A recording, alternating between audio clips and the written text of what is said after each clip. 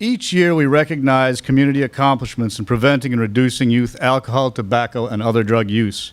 We use this forum to express our appreciation and to give special recognition to our coalition partners.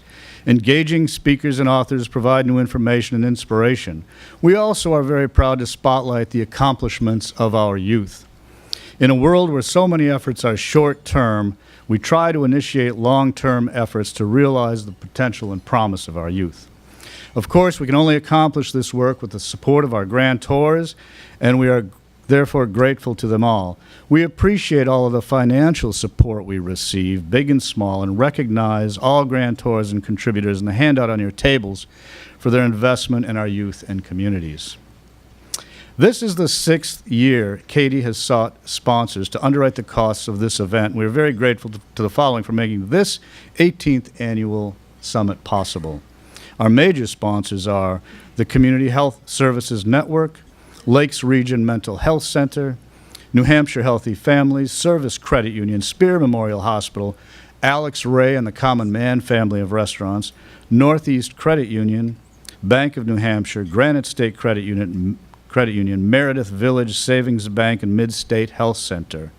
We also thank Plymouth State University for allowing us to use this gorgeous new facility. And, of course, our good friends at Sodexo Campus Services for the great breakfast today. Other sponsors include Kathleen Kearns on behalf of the Circle Program, the Mayhew Program, PEMI Youth Center, SAU 48, Tapley Thompson Community Center, and Lint and Sprungly for the chocolates on your tables.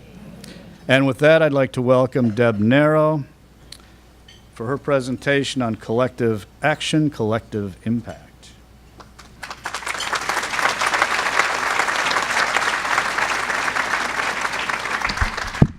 Thank you so much, Mike. I'd like to thank Mike and all of the CADY board members for their strong support and leadership. Special thanks to Mike and Tim Keefe for their hands-on role with this summit. We are truly grateful that Governor Sununu, Senator Hassan, and Congresswoman Kuster are with us today, and I look forward to hearing from each of you. We have a tightly scheduled program today, so we do have a timekeeper right here. To ensure I don't get reprimanded by our timekeeper, Ann, AKA the Enforcer Stock, I've scripted my remarks to stay within my time frame, and I recommend everyone do the same, or else. As I stand here looking at you, I wish you could see what I see. I see commitment, collaboration, dedicated partners, friends, a beautiful room filled with great-looking people. This year, we set the summit theme as Growth Happens Here. Over the years, we've seen many levels of growth in our children, and at our first prevention summit, we had 25 people in the room. Today, 18 years later, we have 270. Wow. Thank you, each of you, for closing gaps and opening opportunities for our children that help them learn, grow, and thrive. It's this collaborative spirit that generates richness in our community and promise for our youth. While many voices are engaged in public discussions about substance use these days, the importance of preventing use among young people is too easily falling out of the conversation. While advocates debate the legalization of marijuana and treatments for opioid use, legitimate issues that certainly warrant our attention, too little attention is paid to prevention and early intervention for adolescents, and too little focus is placed on public health approaches that can keep young people from developing substance use disorders in the first place. We're changing that today. You'll be hearing from engaging speakers who are focusing on comprehensive prevention solutions. One powerful strategy is the building of protective factors. I recently saw this cute, brief video that put a smile on my face, and I hope it does the same for you. Let's watch.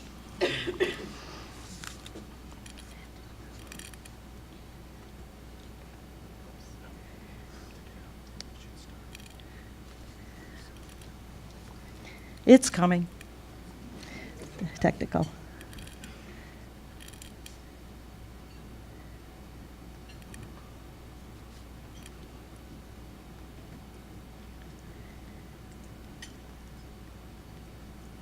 Here we go. I'm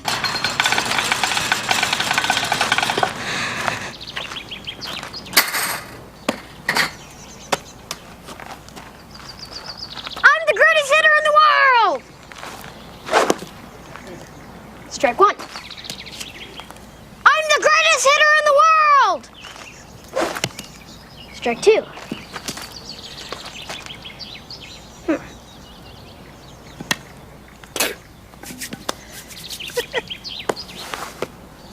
I'm the greatest hitter in the world!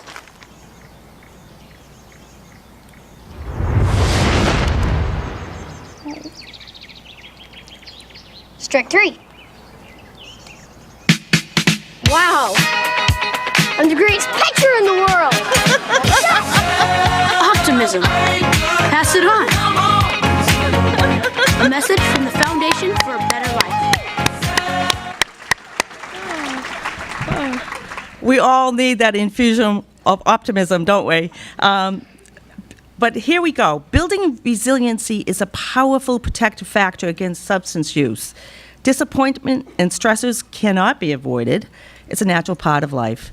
When we build resiliency, or something I like to call the struggle muscle, we build kids up so life's challenges won't tear them down. I'd like to say that all of our children are doing well. Sadly, that's not the case. Clinical depression among adolescents is surging. Teen suicide rates are increasing substantially, and addiction is stealing the lives of too many of our young people. Let me simply say that the most responsible and humane strategy is to stop these serious and tragic situations from occurring in the first place. The National Center on Addiction and Substance Abuse has stated that prevention should be laser-beamed on children and youth, and that is CADY's priority. We believe that prevention needs to be at the top of our collective minds as a solution to the addiction epidemic, not simply an afterthought following a tragedy. So why is prevention so important? If you look at the slide, it's going to tell you. Look, just check out the escalation of drug use, the pink elliptical, during the teen years. That's the ages between 12 and 20. Look at that surge of use. And then use tapers off over the rest of the lifespan. I call this pink elliptical the addiction pipeline. According to the National Center on Addiction and Substance Abuse, 90% of those struggling with addiction began drinking, smoking, and using other drugs before they turned 18. This is one of the reasons addiction is often referred to as a disease of adolescence. When we make prevention a priority, we will prevent the progression of substance use and block entry to the addiction pipeline. This slide was released last year by the CDC to illustrate the risk multiplier effect of all substance use towards opioid addiction. As you can see, science tells us that marijuana is not a remedy to the opioid addiction crisis, as pro-marijuana advocates claim. It's a contributing factor to the addiction problem. To resolve the addiction crisis, we must move beyond whack-a-mole thinking and focus on prevention of all substances. So what are we doing about it? We're building protective factors to reduce risk through our high-impact, award-winning experiential programs. Just this year, in response to the addiction crisis, we introduced 2 new collaborative initiatives that I'm going to spotlight today, along with one of our more innovative programs, the Prevention Accelerator. The first new program I'll spotlight is the Parent Advisory Council, also known as the PAC. I'd like to thank Liz Brochu, right here, our certified prevention specialist, for her vision for developing the PAC and for leading this initiative with Plymouth Elementary School PTA. The goal of the PAC is to establish a dialogue with parents so we can hear their concerns directly and include them in the decision-making that impacts their children. The PAC's first outreach initiative, A Shout Out to Parents, was held on National Parent Involvement Day and was a huge success.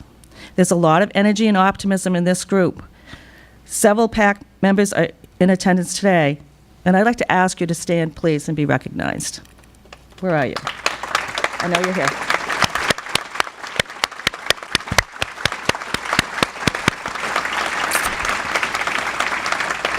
Thanks so much to each of you for leading by example. The second program is the Lyons Quest. We have also newly implemented this evidence-based program. Last year, the Plymouth PTA raised funds to bring the Lyons Quest programming to Plymouth elementary students. Like all good ideas, Lyons Quest has spread to 7 schools in the Pemmy Baker and Newfound districts. This evidence-based social-emotional prevention program is implemented in more than 50 countries worldwide. Our health educator, Tori Brochu. Tori, where are you? Can't see her. Stand up, please. She's doing great work for us. Thank you, Tori. Tori is teaching elementary and middle school students the life skills necessary for everyday success. These skills include learning to accept responsibility, communicating effectively, goal setting, making healthy decisions, and resisting pressure to use alcohol and drugs. Just this academic year, we have reached 233 students with 76 interactive and engaging lessons. And thank you, Plymouth PTA and Tori. I'm now going to turn to the Prevention Accelerated Media Campaign. We know that substance misuse can be a blind spot for many parents. They too often don't recognize the impending danger until it's too late. To address this concern, we needed a blind spot detector, just like my car. In 2015, CADY developed the Prevention Accelerated Media Campaign to help sustain our own operations and to advance prevention across the country. Our goal is to build the knowledge base of adults and to raise perception of risk around substance misuse so parents and other adults will have the needed tools to guide good choices. We're very proud of the response we received nationwide with our Prevention Accelerator now operating in 40 states. We recently released our newest campaign, Marijuana Preventing Another Big Tobacco, that we co-branded with SAM, Smart Approaches to Marijuana. SAM is one of the world's most prominent voices calling for science-based education and awareness on marijuana policy. Kevin Sabet, CEO of SAM, served in 3 presidential administrations, both Republican and Democrat, as drug policy advisor, and we are pleased to partner with him. And he has a quote up there that you're welcome to read. And Maureen Ebner is our Prevention Accelerator consultant.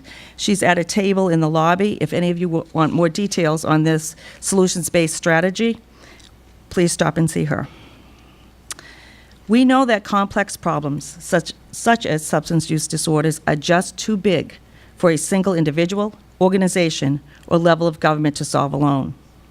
Solutions require a top-down, bottom-up approach, a nonpartisan commitment, and collaborative action of all stakeholders on the local, statewide, and federal level. In other words, it takes collective action to achieve collective impact. We are so fortunate we have commitment on a large scale.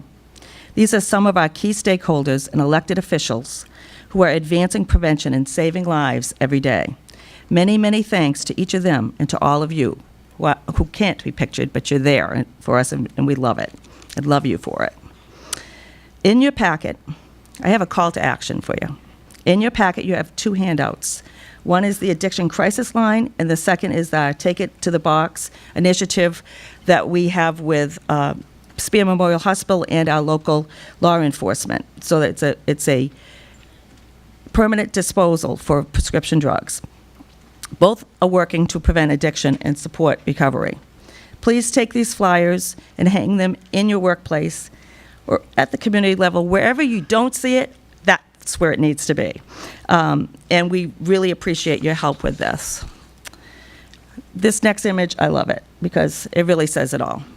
There's a lot of truth to the fact that no one person can push that boulder up the hill by themselves. With you, though, this seemingly impossible task becomes possible. We're making good things happen together, and I love it each and every day. It's a privilege to work in this field. Before I close, I would like to recognize our amazing staff. I refer to them as the well-oiled machine. Liz Brochu, Deb Tobine, Tim Tyler, Ann Stock, Christy Zwald, Jim Kemmerer, and Victoria Brochu. I also want to recognize our in-house volunteers. They're there every week. Carolyn and John Piantadosi, Celine Richer, and Jane Kammerer, and they expand our capacity. We couldn't do it without them, and we appreciate that, along with our PSU interns and volunteers. This team always goes above and beyond, and we truly appreciate it. Now I'm going to turn this back to our amazing chair, Michael Conklin. Thank you very much.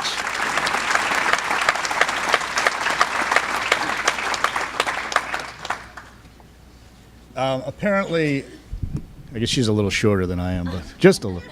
I think, not satisfied with their generous financial contributions, we have asked a few of our sponsors to take an additional hands-on role by introducing our elected speakers. So first, I'd like to invite David Van Rossum, President and CEO of Service Credit Union, to introduce our first guest.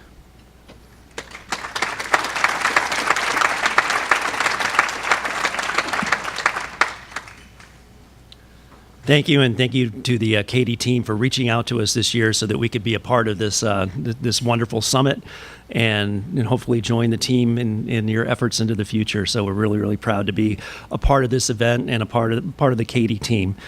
I want to congratulate everybody in this room, but especially the folks that are making all of these special programs possible. And I want to encourage you to continue to reach out to the community so that we can help you do what you do so well. So it's my honor today to introduce the governor of New Hampshire. Governor Christopher T. Sununu is the 82nd governor of the state of New Hampshire. He is currently serving his first term and has the distinction of being the youngest governor in the country. Among his accomplishments during his first year in office was delivering a balanced state budget with no new taxes or fees and establishing full-day kindergarten. Additionally, Governor Sununu doubled funds to fight the opioid crisis, made investments in clean water projects, expanded educational opportunities for students, and signed job-creating business tax cuts into law. Governor Sununu's leadership garnered a number of awards in 2017, including the New Futures 2017 President's Award for championing policies that improve the health and wellness of all Granite Staters. He is one of only 5 governors nationwide honored by AARP with their Capital Caregiver 2017 award.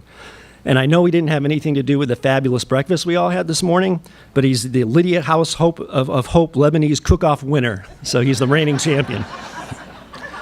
Before being elected governor in 2016, Chris served 3 terms on the New Hampshire Executive Council, representing 32 cities and towns in Rockingham and Hillsborough counties. In 2010, Chris led a group of investors in the buyout of Waterville Valley Resort, where he worked as chief executive officer and was in charge of an expansion of the ski resort done in cooperation with the United States Forest Service. An environmental engineer, Chris worked for 10 years cleaning up hazardous waste sites across the country. In 1998, Chris completed a 5-month through hike of the Appalachian Trail from Maine to Georgia. He grew up in Salem, New Hampshire, and he graduated from MIT with a BS in civil environmental engineering. Governor Sununu lives in Newfields with his wife Valerie and their 3 children, Calvin, Edie, and Leo. Please help me welcome Governor Chris Sununu.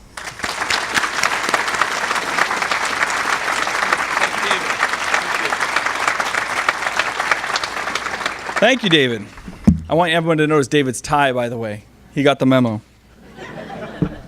Well, thank you. I actually wrote things down, which I rarely do. But it's an important issue.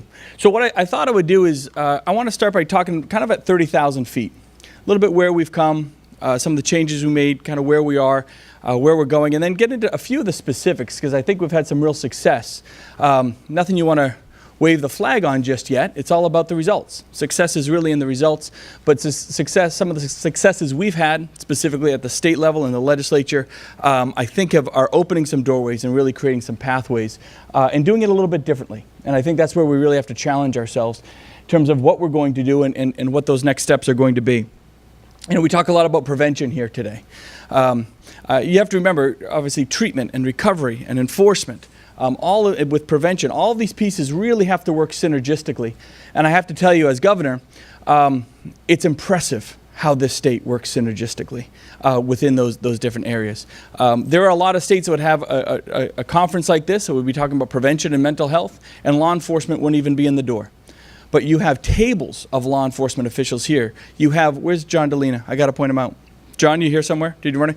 We have John DeLina, head of the DEA, which has led, not just spearheaded the successes we've had in New Hampshire, But for those of you who don't know, on the enforcement side of things, we are the model for the rest of the country in terms of not just what we're doing on enforcement, but how to integrate enforcement into all these different areas, especially with prevention and recovery and treatment. Really integrating it, right? And understanding that each of us, with our own specializations, with whatever organization we're working with, still has the responsibility. Those in the treatment world still have the responsibility of understanding what's happening and what we can do on the prevention side of things. And those in enforcement have to understand what's going on in recovery and vice versa. And we really do it very, very well here. And we've been a model, and we've sent our teams out across the country to share those best practices. In some areas, we're pulling our best practices in the areas of treatment. How do you get better rural access to treatment? Right? There are some states that frankly have done it better than we have. They've set their models up, not just with opioids, but with other areas of addiction. So we're looking to get those best practices to make sure that we're not just focusing in just some of the harder hit areas, which we know Manchester, Nashua, some of the areas in the southern tier. But if you look north of where we sit today, up in the North Country, you look at the addiction rates happening up in Coas. They rival and even surpass downtown Manchester right now.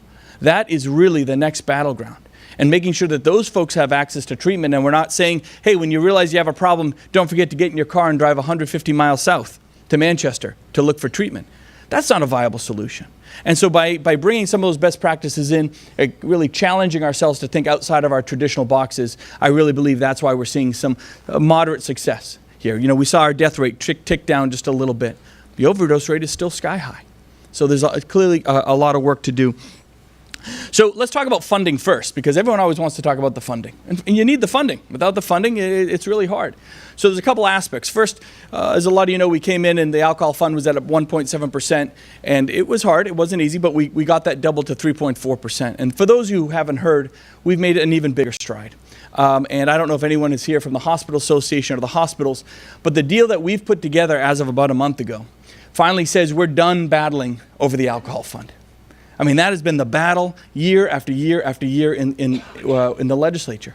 But for the next 5 years, the hospitals are putting up on their dime a direct voluntary contribution to fully fund the alcohol fund for the next 5 years. It's done. It's done. And there have been great activists out there. I joke with Michelle Merritt, who is Michelle here? I don't. No, the other Michelle. Sorry. Hey, Michelle. How are you? That's the other Michelle. Good to see you. It's great. There's so many familiar faces here, which is wonderful. Those who I've really gotten to know on a very direct basis, fighting the opioid crisis. A lot of faces I know, because it seems like half the people in this room worked at me at Waterville Valley at one time. But Michelle, I joked to Michelle, because New Futures has been leading that charge, making sure that the funding is there year after year. And I said, well, I took care of that for the next 5 years. So, you know, you got to find something else to do, which is great, because trust me, New Futures has a lot to do, and they're doing a lot, and they're all over the state, and they're really fighting this battle on so many different fronts. And then we have the federal money. And I see Senator Hassan here and Andy Kuster, and I know Senator Shaheen's going to do a video. And let me tell you, the federal delegation deserves a lot of credit for not just getting more money, but getting it done the right way. And really fighting for these extra dollars that have been approved, not appropriated yet. And I know they're working hard to get it appropriated. That's a huge challenge in Congress, and God bless you. It's a constant battle. But that money will be coming. And more importantly, the money will be coming with a new formula that frankly gives New Hampshire, given that we are ground zero for a lot of these issues, preferential treatment. And the congressional delegation has done a great job constantly fighting for that and making sure those dollars are going to be there. But at the end of the day, you can put all the money towards an issue, towards a program. It's about the results, right? If you're not getting results, see, I'm paying the price for writing something down.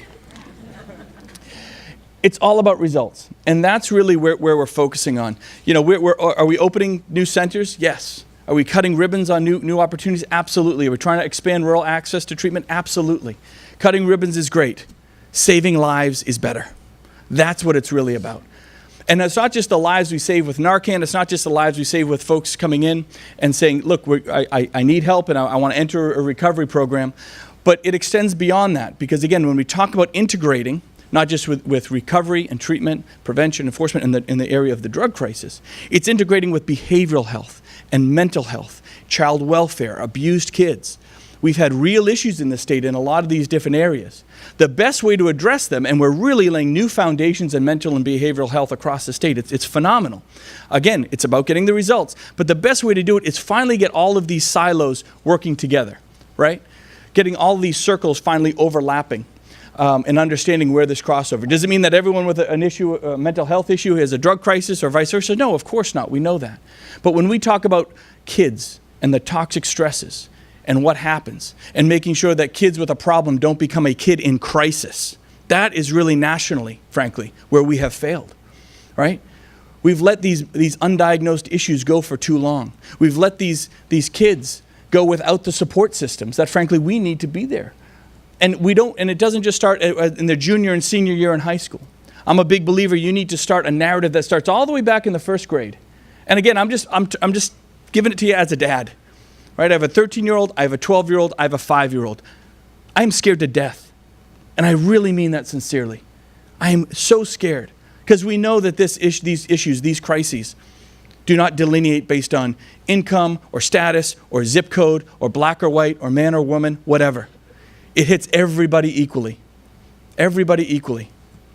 So simply as a dad, I want to know that my first and second grader and third grader are having something. There's some narrative there. It's talking about what's healthy and what isn't healthy. And we have health class and all that. But I'm a big believer that you have a narrative that builds from first grade all the way up to 12th. And what that messaging is, I'm also a big believer, we have to think about the messaging. Who's designing the messaging? I'm a big believer that the kids need to be designing the messaging. And we have the Governor's Youth Council that has done a great job. And I said, look, I can tell you what I think we should be talking to a high school kid about, but what do I know? I might be the youngest governor in the country, but I can't figure out what millennials and Gen Z is thinking half the time. And we have to accept that. We have to kind of take that on. And so we've empowered students to be the messenger. Write the PSAs. Tell us what language is going to work with your peers. You're in it. You're the stakeholder. You're living it day to day. So we have to embrace that and use that as a tool. We can provide funding, but let them drive the message. And who delivers the message is just as important as the message itself. Right? We want more peer-to-peer issues. If you're 17 or 18, the most effective message you can hear from is from the 19 to 22-year-old who's already been there. If you're 14 or 15, we want to make sure the 16 to 18-year-old is talking to them because then they're relating. They're saying, that's me. That could be me. And let me tell you, there are 14, 15, and 16-year-olds that have been in recovery multiple times already. That's a tough reality. But let's empower them to be part of that messaging solution, right? They're the real stakeholders. They can explain the pitfalls, how easy it is to slip into these areas. I want to talk a little bit about the Governor's Commission. A lot of you know we have the Governor's Commission on alcohol misuse. There's additional parts of that long title. I just call it the Governor's Commission. It's a great tool. It is a great tool. One of the only states that really decides how we're going to use some of this funding, whether it's federal funding, SAMHSA, TANF, are now our alcohol funding coming in, that 5%. And again, it's gone from about $3.5 million to now over $10 million a year that we're going to have out of the hospitals, added on to the federal money that's coming in. It's a lot of money, which means it's a lot of responsibility. We have a Governor's Commission made up of commissioners, made up of stakeholders, made up of folks in the recovery world, public members, professionals, that all basically get together once a month and we talk about where the issues are, where we want to spend the money, where to make those investments. Some of the big changes that we're trying to make there are on the, again, I go back to accountability. And again, if you don't have accountability in the system, bad things happen. They really do. And we saw it with the tragedy with Serenity Place. A lot of you know the story of Serenity Place, who had been a foundation of addiction and recovery services for Greater Manchester for years. The backbone of what was our Safe Stations program. It still is our Safe Stations program, but to be very blunt, Serenity Place, it ain't there anymore. They did not do what they needed to do to manage their dollars and take the fiscal and fiduciary responsibility seriously enough. And they're gone. And at the end of the day, whether it's the directors or the board of directors, I don't care who it is, I'm going to be a little bit negative now. They let a lot of people down. So we have to take that and grow from it, move on from it, and learn from it. That we need to make sure that these organizations, these institutions, no matter what field you're in, that the boards of directors, that the executive directors are understanding that their fiduciary responsibility is critical to making sure that these lives are being saved. Now, we had other organizations be able to step in that place, but what I came back and I said, enough is enough. We're going to bring everybody a little bit through the ringer, not in a negative way, but in a positive way. So we're having Health and Human Services bring everyone through a financial review, a financial audit, if you will. Where are the gaps? Where are the holes? Are you sustainable for the future? Are we just putting good money after bad? And most importantly, are we getting the results? There's an investment here. In many ways, we could never have enough money. I mean, in some ways, you could throw $1 billion at this problem, and it's still going to take some time to really see these numbers come down. It just is. We know that. But those dollars are real dollars that can help this organization or that organization. You have to make a tough decision. And it's where are we getting the true results? Are we truly saving lives? So that's kind of the accountability and the feedback response system we're trying to build in.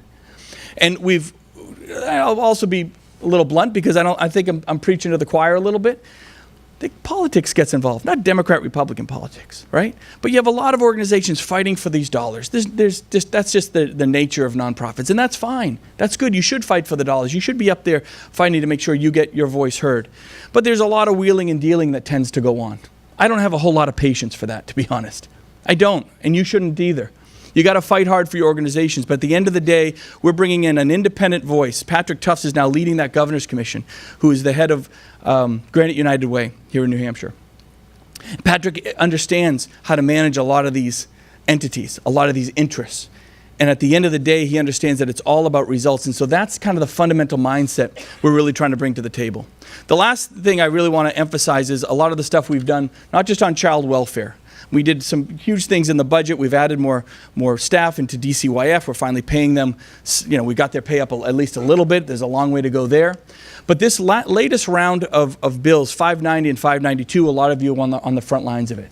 Restoring voluntary services back into the state, restoring community prevention programs for these kids. Again, these kids that are having problems, whether it's at home, that are dealing with toxic stresses, we're finally putting the services back into the homes. We're finally getting preventative about what we're doing, not just on the drug side, but again, on the side of the issue where a lot of these stresses are being driven from.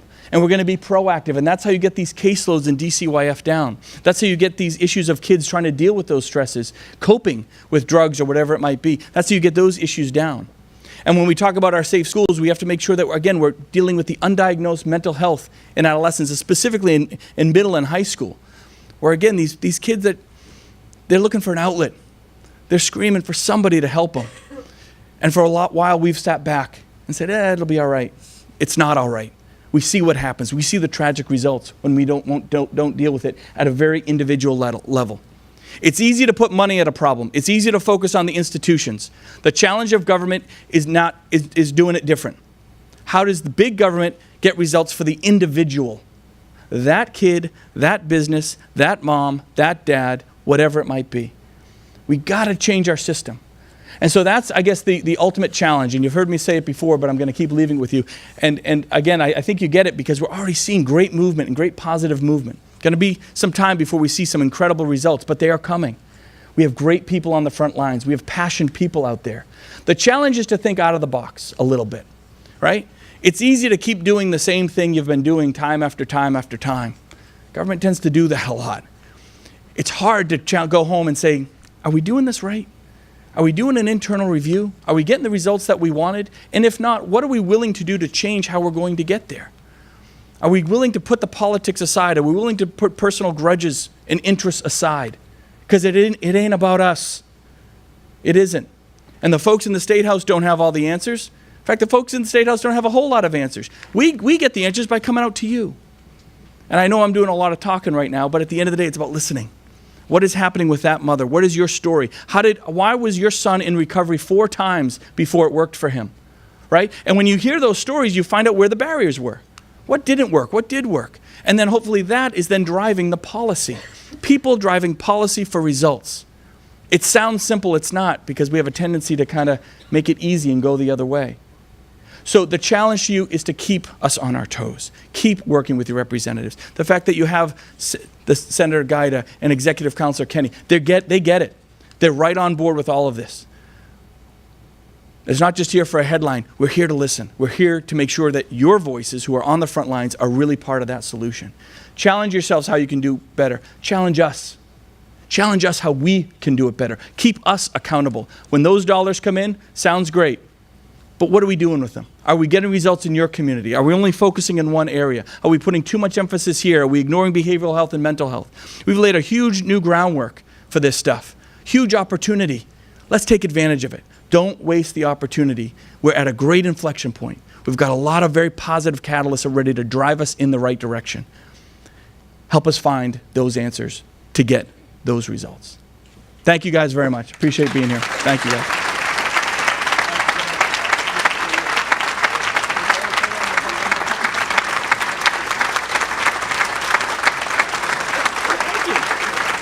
Thank you, Governor.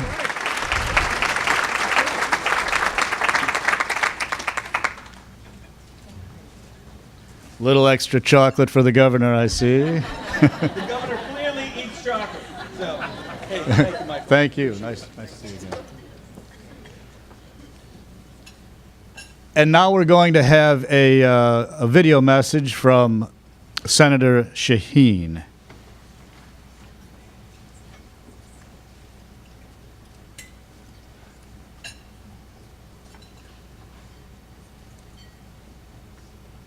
Good morning. A big thank you to Plymouth State University for hosting the CADY Summit again this year. And a special thank you to Deb Naro and her team for their great work. I've always appreciated the way CADY's approach to prevention focuses on choices, helping young people make the right choices. I also admire that CADY focuses not only on opioids and illegal drugs, but also on alcohol and tobacco. I got to know Mike Botticelli when he was the National Anti-Drug Czar. He said, "Addiction doesn't start with prescription drug abuse or heroin use. It starts with alcohol, tobacco, and our marijuana." And I admire CADY's focus on communities, bringing together a broad range of community partners, including law enforcement, educators, healthcare professionals, local businesses, and many others. I strongly believe that the key to prevention and also the key to recovery is when people connect with a positive, healthy, caring community. I salute the participants in today's summit for representing exactly that kind of caring community. And I'm so glad that former Chief Justice John Broderick is with you today to talk about the campaign to change direction. It's critical that we break down the stigma and silence surrounding mental illness. Every time we have an open, straightforward conversation about mental illness, we break down the stigma. And every time we reach out with compassion to someone struggling with mental illness, we break down the stigma. Thank you, Chief Justice Broderick, for your leadership of Change Direction, New Hampshire. I wish you all a very successful summit in Plymouth. Thank you for helping young people make the right choices, the safe choices, and thank you for making a positive difference in communities all across central New Hampshire.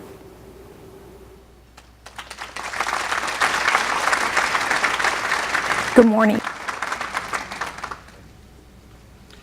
And now I'd like to invite Dr. Sam DeCapua, the Chief Medical Director of New Hampshire Healthy Families, to introduce our next speaker.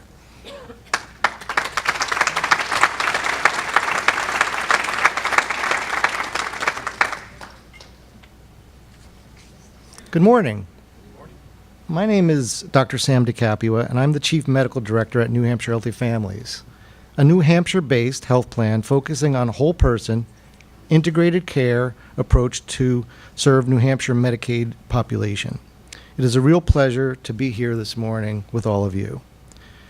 New Hampshire Healthy Families is proud to support the great work of Communities for Alcohol and Drug-Free Youth. CADY is an exceptional organization serving the needs of our youth throughout New Hampshire. We are pleased to partner with CADY and to share so many organizational values and strategic goals. At New Hampshire Healthy Families, our purpose is to transform the health of our communities one person at a time. And the best way to do that is to partner with strong, effective, locally based organizations like CADY that understand the unique challenges of our communities and our people. Like CADY, we are keenly focused on addressing New Hampshire's substance use disorder crisis. We are working to do our part to stem the tide of this epidemic with the development and implementation of more than 20 unique programs. Programs that emphasize the full continuum of SUD care, including prevention, interventions and treatment, and recovery supports. We all believe in investing in prevention and engaging with community partners to impact real change. I applaud all of you here today for committing yourselves to this same mission.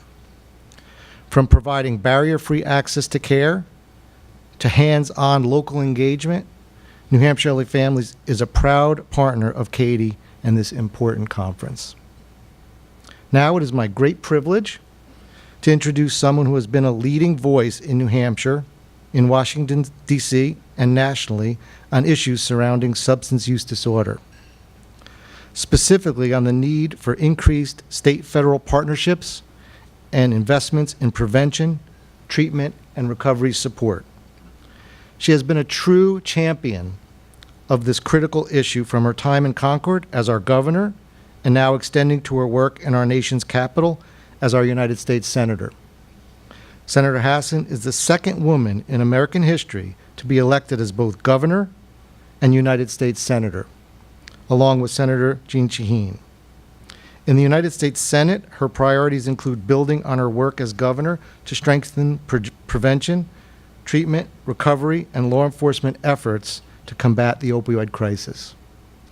She understands the work that must be done to combat this epidemic, and she knows the people and the organizations so critical to that effort. And we certainly all know her. It is my distinct honor to introduce Senator Maggie Hassan.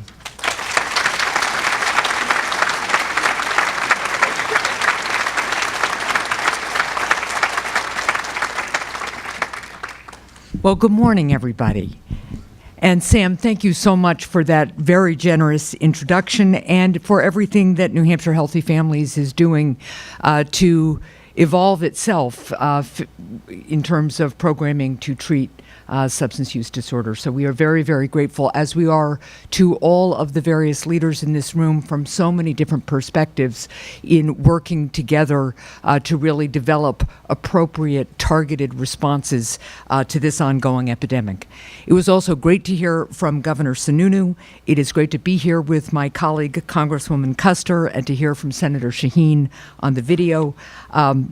Justice Broderick, it is always great to be with you, and I will just echo what others have said. We are so grateful for your work on breaking down stigma and especially helping young people understand that what they may be feeling, what they may be experiencing is okay, and they can express it, and they can engage, and they can get help. And that's really what we ultimately all want. And there are so many of you here from state government, county government, local government, who I have had the great honor and privilege of working with. So I'm just continue to be incredibly grateful to all of you for everything you do. I will add a shout out to all of our law enforcement members who are here today, our other first responders, not only for the work you all do to keep us safe, but I think it's really important for us to acknowledge that as this substance use epidemic has grown throughout this state and throughout this country, people on the front lines are really feeling the difficulty and challenge and stress of being on that front line on a regular basis, and especially in New Hampshire, where we have so many law enforcement and first responders who are working right in the communities they know and love, and they're often responding to the same family, the same person over and over again. That takes a special kind of toll. So I just want to thank you all for what you do, and know that we are all working as hard as we can to change this dynamic so that we can get back to being a healthier state than we currently are.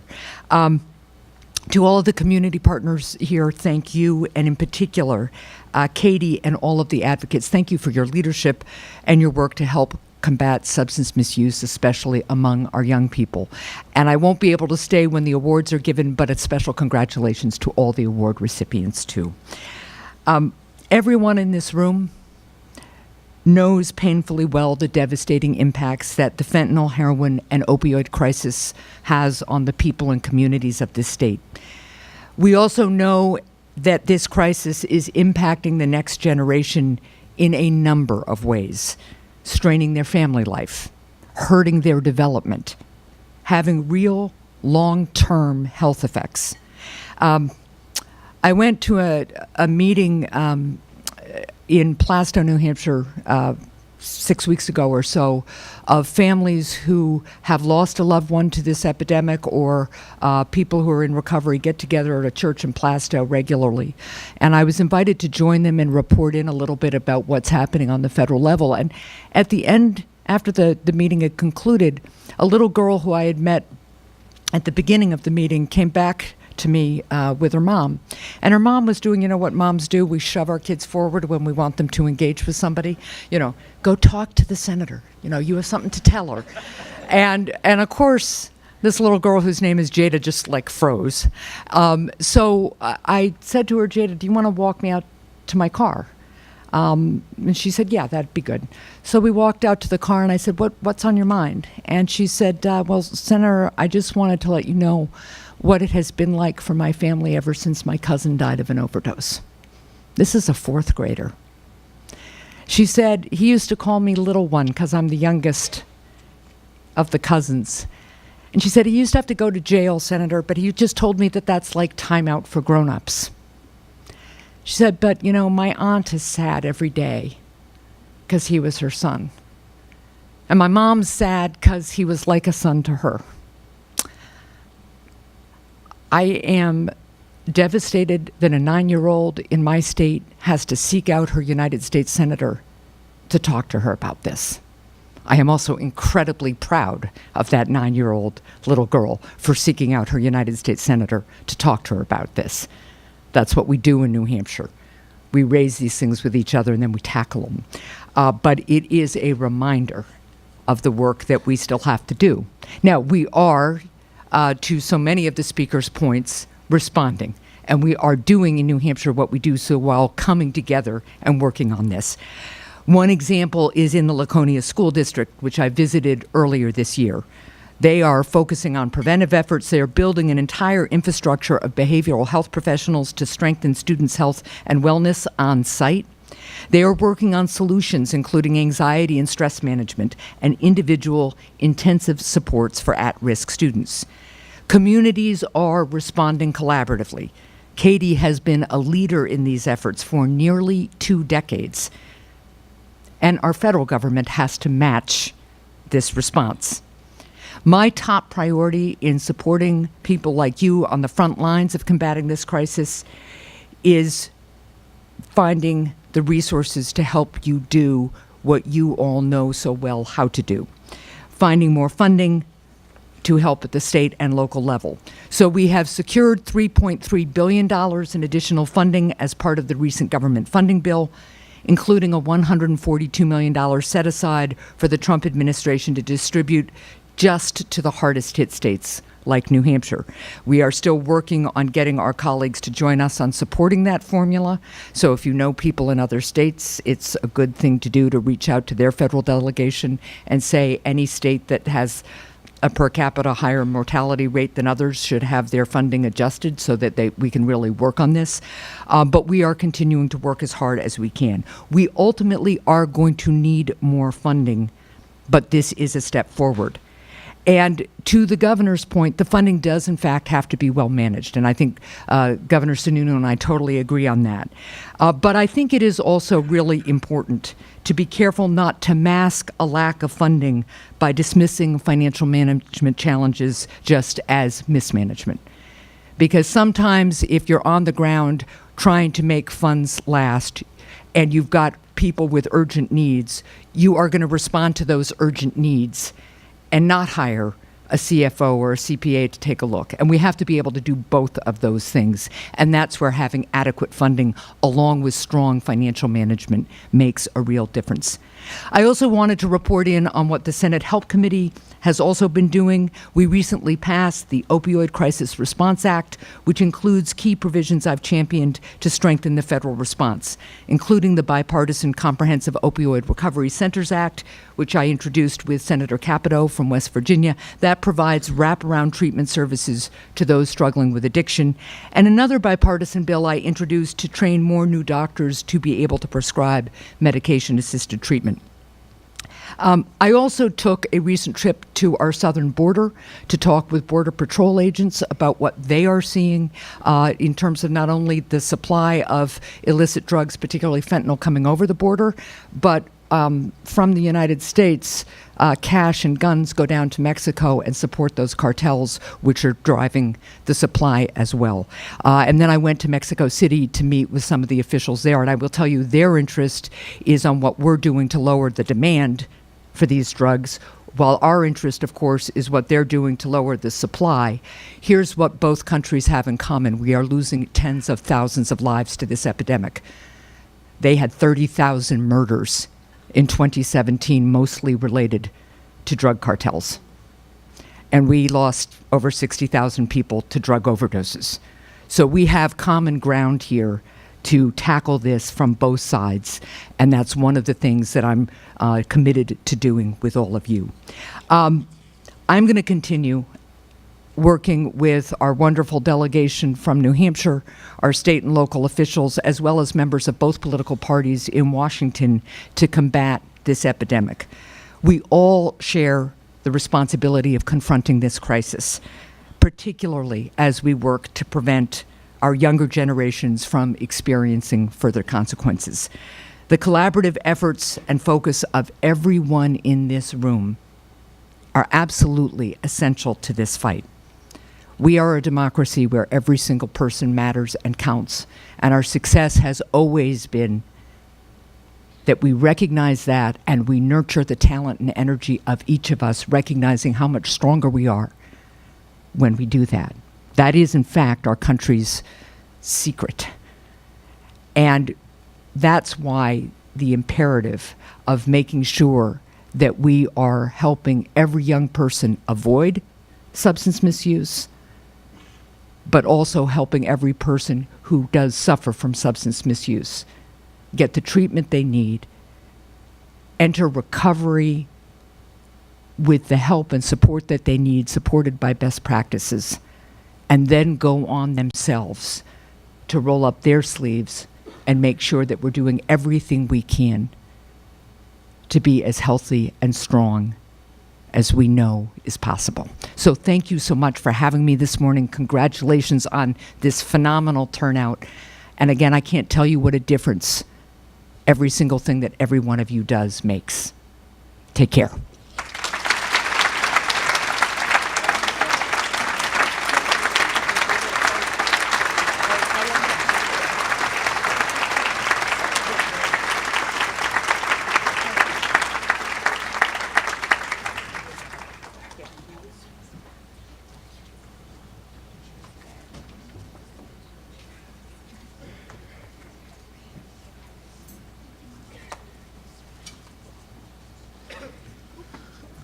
Thank you, Senator Hassan.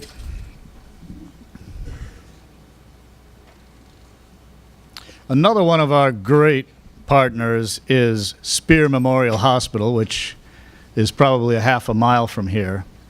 And I'd like to have its CEO and President, Michelle McEwen, come and introduce our next speaker.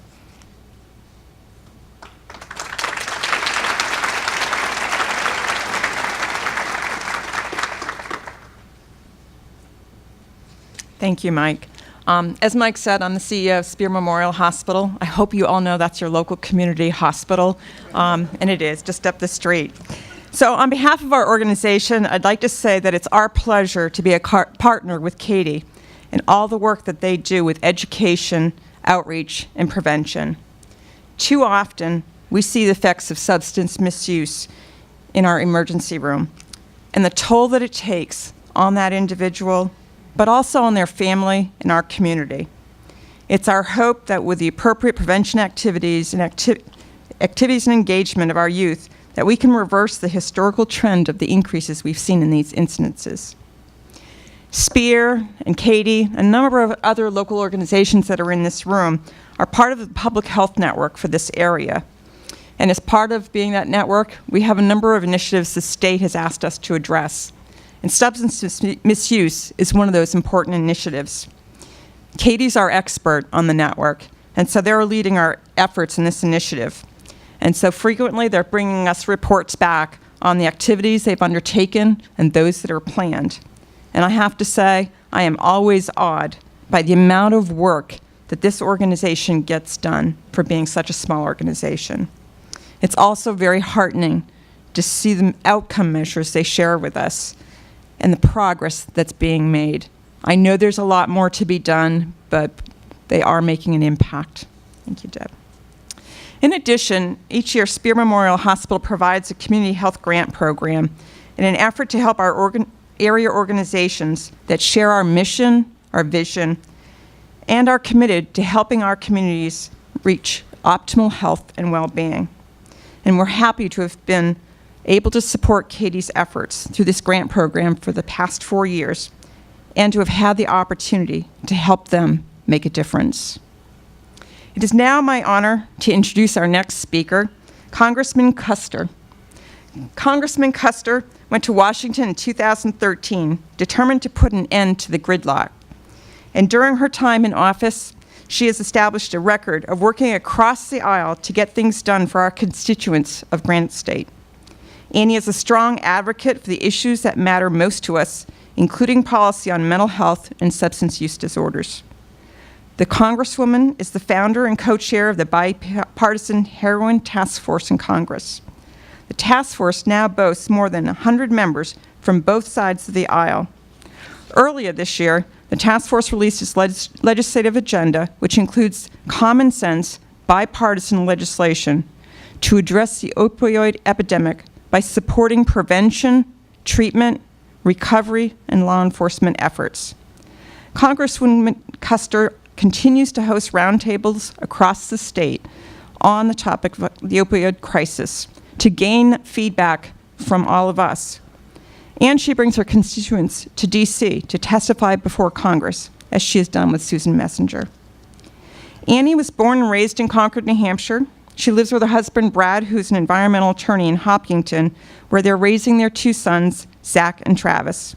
It's an honor to have Annie back with us to speak on the federal response to the opioid and heroin epidemic. Please join me in welcoming Congressman Annie Kuster.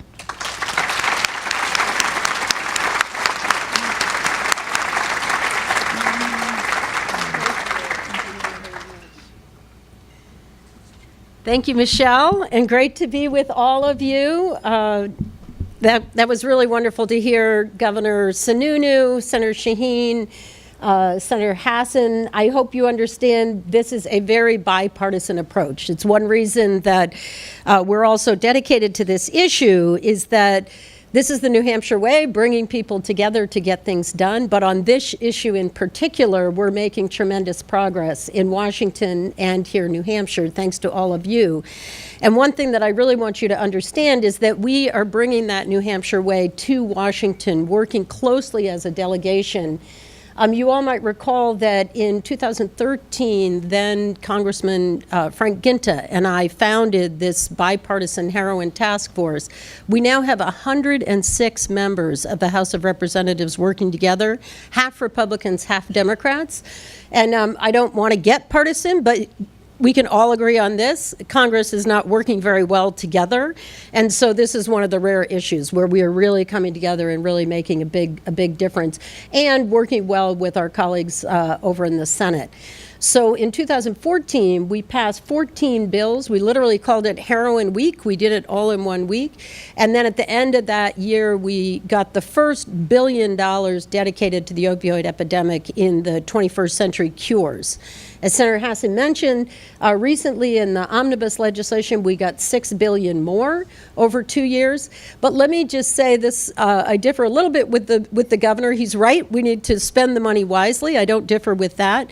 But we're not putting up a sufficient effort, frankly. And I think if you think about at the height of the AIDS epidemic, it was a hundreds of billions of dollars response, somewhere in the range of $212 billion. And So this 1 billion, 3 billion, if you spread it all across the country, and if you think about 106 members of Congress, it gives you a sense of how far this has spread. You know, it started in Appalachia, it worked its way up to New England. In the early days, Frank Ginta and I were talking with, you know, a handful of members from West Virginia or Tennessee or Kentucky. Now I have colleagues coming up to me all the time, all the way across the country, saying, how can I help? Can I be a part of your task force? So I want to share with you some of the aha moments and understanding, as you all do in the room, that we're talking about addiction writ large, and we're using the opioid epidemic in a way of accessing people and bringing them into this conversation, because for the first time, compared to other epidemics, this really cuts across all socioeconomic, all race, all age.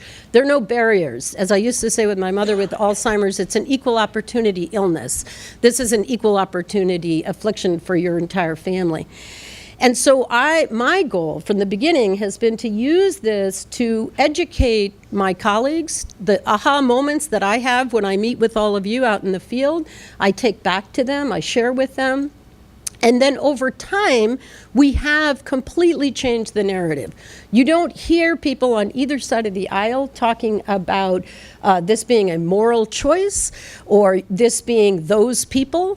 You hear my colleagues talking about the disease of substance use disorder, the disease of addiction. You hear them talking about prevention and education and the work that you do. You hear them talking about increasing access to treatment. And you hear them talking about how we can work with law enforcement to protect our communities. And I think that in and of itself is a very big breakthrough. And what I'm hoping is that that will carry over into the understanding about the brain and the understanding about mental health and behavioral health, and into an understanding about how we can improve the quality of life for everyone, including those afflicted with alcohol or drugs or whatever the drug of the day is. Very early on, when I went on police rides, I was told, Annie, right now we're talking about opioids, but trust me, we will be talking about then synthetic opioids, we'll be talking about methamphetamines, we'll be talking about cocaine. So I just want to have that understanding that I'm not focused on this narrow piece. It's just that this is giving us the opportunity to open the eyes and educate our colleagues. I want to share with you a few of these aha moments because I think they're instructive that New Hampshire can actually lead the country out of this terrible public health crisis. And we led the country into it, sadly enough, and people ask often, why us, why here? And I think we're trying to understand that. Over the long term, we're frugal, but I was very happy to hear the governor with the emphasis on mental health, because some people call us frugal. I say we were cheap.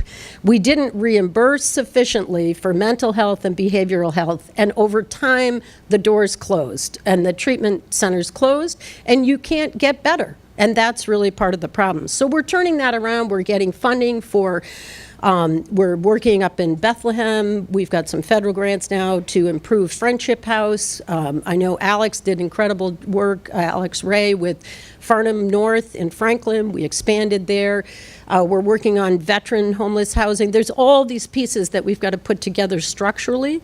But a couple of programs that we've now brought down to share with my colleagues, the Safe Stations program out of Manchester and Nashua, having an incredible impact, a really positive impact, where people can walk in the door of a fire station and with no legal ramifications can say, I have an illness, I need help. Now, sadly enough, I wish the same could be said that you could walk into emergency rooms, and hopefully we'll turn that around. But for now, to walk into a fire station and to be connected with treatment within 12 minutes is saving lives every single day, and I'm really proud of that program. Ross Cunningham did an extraordinary effort over in Sullivan County. He's now moved to Merrimack County. This is about providing treatment during incarceration. My time is short, so I'm just going to tell you the punchline first. By having treatment during incarceration and by a 1-year wraparound recovery program helping with housing and transportation and mental health treatment, they dropped the recidivism rate in Sullivan County from the 80th percentile to the 20th percentile. I mean, think about that. And I don't care what political party you are, that's frugal. Because think about the impact on people's lives. All across this country, people go into incarceration and we don't give them mental health treatment and we don't give them substance use treatment, and they come out having served their time and they go back with their illness into the community, and we act shocked, absolutely shocked, when they end up back in jail. Now, come on, people, we can do better. So I'm excited about Ross Cunningham, and I hope you get to meet him. Another really exciting moment, I had a meeting with Anthem recently. I have been begging the insurance companies, please get on board with us. We need your help. And by the way, you have the data. The politicians, the policymakers, our data, 2 years old, and what we find out is how many people are dead. That's our data. So you have the data. What are the prescription rates? Who's doing this? Where is it coming from? What are the alternative pain management? So Anthem finally has an incredible program, intensive home-based treatment for an entire year. And again, saving lives, and I think it's going to be the future of treatment. It doesn't have to be in-house. It doesn't have to be inpatient. We can do this. People can get better. I met the first 2 women to come out of the first year of the program. They said, I would be dead. And instead, I'm back at work. I'm with my family. I'm taking care of my children. I'm in my community. So we can do better. One more, Express Scripts. This is a pharmacy benefit manager. They were sick of the conversation about how many pills. They knew there were too many pills out there. So they said, okay, you know, we'll have a new protocol, 7 days. If you need more than 7 days of opioid prescription, your doctor can phone in and get an override. This is an incredible story. 96% of the patients were fine with 7 days. 4.1% needed the override. And how many years have we been handing out 30 pills, 60 pills, 90 pills? Here, take 120. Think about that. We can do better. Dartmouth-Hitchcock just got a great grant on mothers in recovery. Very exciting. We're going to shred that across the country. We can really make a difference with people when they have that moment of clarity. I want to do better by my child. They need help. They're ill. If they had diabetes, we wouldn't say, we can't treat you, you just ate cake. We would say, wow, that's a really difficult disease. How can we help you not eat cake? Because you ought not to eat cake the rest of your life. The VA, I'm on the Veterans Affairs Committee, the VA in White River Junction, doing fantastic work on alternative pain management. And I just went to an opening with the VA and the YMCA down in Nashua called Whole Health. It's a fantastic program. I want it to go everywhere. And what it's about, this wonderful veteran said to me, you got to get off the couch. And he said, it's about walking, it's about yoga, it's about coming together, it's about being in a group where you are with other veterans that shared your experience, because you haven't talked about it since you came home. And it is saving lives, it's healthy living, it's helping people to lose weight and do better. Life is hard. Let's get together and help each other and figure out a way to make it happen. 4 out of 5 heroin users have a co-occurring mental health disorder, and I couldn't be more excited that you're going to hear from my good friend, John Broderick, because this is honestly what it's all about. We need to do better from the beginning. I shared the governor's sentiments about children, about families, and how we can do better.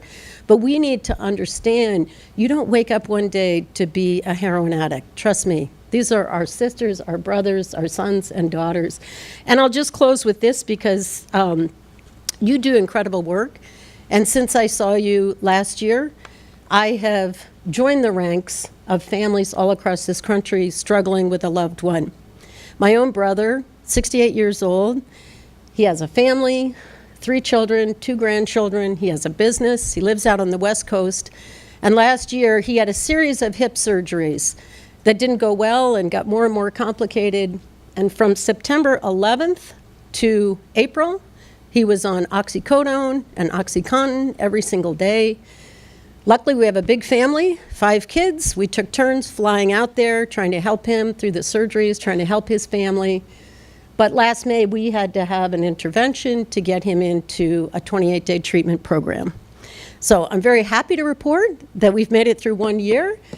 We're living this day to day, and now I understand.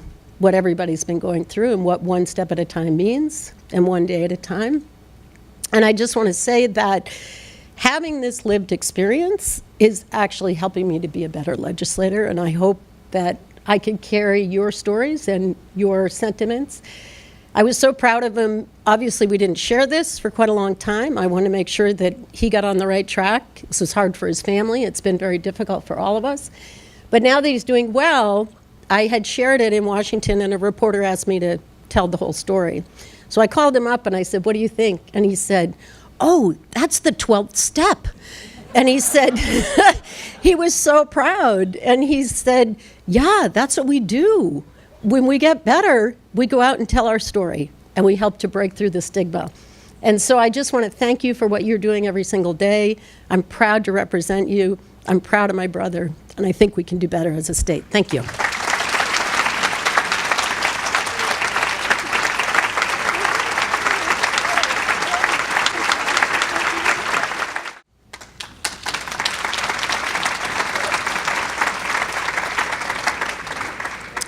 Thank you, Mike. Lakes Region Mental Health Center has been around for 52 years, and still people don't know what we do. And many of you in this room never knew us as Lakes Region Mental Health Center from 52 years ago, because you're a lot younger than that. But we changed our name about 20 years ago to Genesis. And we did that because the stigma associated with being called the mental health center, we thought was keeping people away from getting help. Well, I'm happy to say that we've readopted our name. We're out there. We're the Lakes Region Mental Health Center, and last year we served over 4,000 people in the Belknap County and Southern Grafton County. Last night and every night I get a notice about how many people are waiting in the emergency rooms for a bed in a psychiatric hospital. Last night there were 40 adults and 6 children. That's the bad news. But the good news is today I have the privilege of introducing our main act. And I will do so with a story because I'm Irish and I tend to tell stories. Last Friday, I had a blessed day, a great day. And the reason I had a great day is at 4:30 in the afternoon, I walked through the lobby and there was a young man who's been diagnosed with schizophrenia sitting in a chair. And I went to shake his hand and introduce myself to him. And he looked frightened and angry, and I thought, he might hit me. He just didn't touch me. But his mother was sitting next to him, and I said to his mother, "Why don't you come upstairs? I want to show you our building and talk to you for a few minutes." And we went away, and his son met with his therapist and walked in the opposite direction. I listened to this mother for about a half an hour. The whole time I was with her, she was anxious about what her son was doing downstairs. Now he's 25 years old, 26 years old. She said, "Maggie, he's been in therapy before, but he only lasts about 5 minutes, and then he's really angry. So I think we should go back downstairs in case he comes out of therapy and I need to take him home." And I said, "Oh, just sit with me. Let's hope that he's doing better today." So we went downstairs after about 10 more minutes that I was able to keep her, and we sat in the lobby, and as the nurse went by, she goes, "Oh, that woman's a saint. She gives my son his shot." Then the secretary goes by and she says, "Oh, I'm really sorry. My son last week when he came from therapy was cussing at you and screaming at you, and he only lasted 5 minutes with the therapist." Well, now it's been a half hour, and the son comes out with the therapist. He stayed a whole half hour, and she was so pleased, and all she kept saying to me was, "Thank you for listening, Maggie." So today, you are going to have a blessed day, and you are going to be gifted because you are going to be able to listen to a story.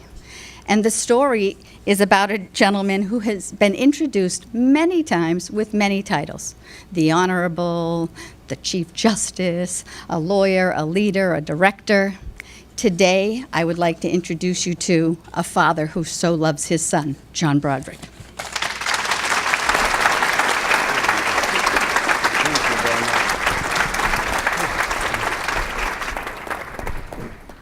Good morning. Can you hear me? Yes, you can. You may live to regret that, but right now it seems okay. Maggie, thank you for that introduction, and that is why I'm here. By the way, Deb Naro told me this morning that I had 3 hours, I think she said. Maybe I misunderstood her. But I really am happy to be here, really delighted to be in this room, because you guys get it. and you carry the message every day. I want to embolden you to carry it louder. I've been spending the last 24 months traveling this state to talk about mental health and mental illness, to start a new conversation and to change the stigma and remove the shadows. And it is the single most important thing I have done in my professional life. And I've had some opportunities. I've been very lucky. So I don't say that to you lightly. I mean it. I'm a baby boomer, not that you could have guessed that. I grew up in a town of 22,000 people north of Boston. I'm sorry about that, but that's where I grew up. And every adult in my town had perfect mental health. Isn't that amazing? And every marriage in my town was very happy. That's the bubble I come from. In my time, nobody talked about mental illness. Nobody talked about it. And so I didn't know much about it. I know more now. We need to change the conversation, folks. We need to change it now. When I was 10 years old, by the way, my neighborhood was very middle class. My father was a high school teacher. My mother worked in an office in the neighboring town. My best friend when I was 10 lived right across the street from my house, and his father was a graduate of MIT. In my childhood, in my neighborhood, MIT was rock star status. My best friend's uncle, his father's brother, was not a graduate of MIT. In fact, he was an inpatient at the Danvers Mental Hospital in Danvers, Massachusetts. Every adult who ever spoke of that place, every kid who ever talked about it, myself included, referred to it as the nut house. That's what we called it. And nobody seemed to be ashamed to say that. We should have been. All these years later, I look back and I think, how unfair was that to the people who were confined or treated there, and to all the people who loved the people who were confined or treated there, but that's what we call it. And sometimes in the summer, on Sundays especially, my friend's father would pick his brother up at the nut house and bring him to their house across the street. I still remember that man. I was 10, but I haven't forgotten him. And on those warm Sundays, I never had the courage to cross the street to play with my friend. I just didn't. So I would watch him from the safety of my front yard. That's how I viewed it, the safety of my front yard. I could see him looking at the flowers by the side of their garage, sometimes walking around the yard. He never looked at me, never spoke to me, never gestured to me. But he was pretty scary. He was, after all, in the nut house. And when he left my neighborhood late on those Sundays, I felt a sense of relief. Because even as a 10-year-old, I knew I'd never known anybody with a mental health problem ever. He was a one-off somehow. And I thought, well, they lock people up like him to keep the rest of us safe. I don't have to worry about that. I'll never know anyone again with a problem like that. And I was wrong about that, by the way. It's one of the reasons I'm here today. It's one of the reasons I'm here today. Some decades later, in a different state, namely this state, and in a different place, Manchester, mental illness crossed that road from my childhood and took up residence in my own house. Unseen, undetected as far as I was concerned. I wouldn't have known what to look for if I'd been looking, but it was there and it was growing. My wife's a baby boomer too. She didn't know any more about it than I did. I had two sons, 11 and 13. It took up residence in my 13-year-old son. He didn't know he had a mental health problem. That's understandable. How would you know? It's just how you are, how you see the world. But he was suffering. When he graduated from the 8th grade at St. Joseph's Junior High School in Manchester, it was on a Saturday, he announced that morning he didn't want to go to his graduation. And we said, you have to go to your graduation. And so he went, but he wasn't happy about it. He was a really talented artist, and so he spent a lot of his time in his room with the door closed at his desk, drawing. Today, I would describe it as withdrawing, but I was pretty ignorant about mental illness back then. I'm not ignorant now, by the way. I'm not ignorant now. My son started smoking in high school. I didn't know that. It's pretty good at concealing it. He had friends at Trinity High School, but not as many as his younger brother. He did well in school, but not that well. Not as well as I thought he could have. If you look at the yearbook at Trinity High School when he graduated, you'll find his picture, where every other graduate has their picture. If you look through the yearbook at the basketball games, the school dances, you won't see him in those candid shots because he wasn't there. He was probably home drawing or withdrawing. I didn't see it then. I see it now. And so off he went to college. He got into a pretty good school because he is smart. He tested very well. Tested better than his grades. And off he went to college in New York. Now, I don't know if it's a rumor or not. You may have heard this. Sometimes when kids go to college, they drink. Have you heard that? It could be true. But whether it's true or not, my son found alcohol in college, or it found him. I could hear it in his voice, some of those weekend phone calls. It was kind of alarming. He said, "Dad, I don't have a drinking problem." And over the time, my wife and I would visit the campus. Eventually, his classmates sought us out to express their concern about his drinking. I talked to him about it. He'd say, "Dad, I don't know why they say that. I don't drink more than anybody else." I thought he must have, but I couldn't prove it or disprove it. He looked more disheveled than I remembered him a year earlier when he was living at home. But he's in college. They don't dress like me. But he seemed more disheveled than a lot of his classmates. He graduated from that college. Looking back with what I now know, I don't know how he did it. I really don't. He must have willed himself somehow through that school. He did okay, but not great. He tested well. He got into a pretty good graduate school in Boston. And then he came home to live with us. By this point, he was drinking every day, every day. He couldn't hide it anymore. It was alarming to watch. My wife and I would say, "Look, you're drinking too much. You've got to cut down on the drinking." He didn't like to hear that much, and he would say, "Dad, I don't have a drinking problem." And so he didn't like us saying that to him, so he decided to move north of Boston for the last 6 months of graduate school. I don't know how he graduated. I don't. I admire it. I don't know how he did it. And he got a job pretty quickly when he left graduate school. It wasn't surprising. He's handsome, he's funny, he's talented, really smart. He's the best read person I've ever met, then or now. So he got a job quickly. But it only lasted a month. It wasn't his fault. He lost the job. The second job took longer, lasted less time. It wasn't his fault that he lost the job. And then my wife and I said, "We've got to do something." So we went to the alcohol experts and told them what I've told you. And they said to us very directly, "Your son's an alcoholic, Judge. That's what's going on here." And so you really have two choices. You can put him out, literally put him out. Maybe he'll hit bottom. I used to hear that expression as a kid, by the way. And maybe he'll hit bottom and come back to real life. You have to shock his system. Or you can leave him in your house and he's going to die drinking there. He's not going to die tomorrow, next week, or next year, but you can't drink like he's drinking and live a long life. And so my wife and I didn't like those choices.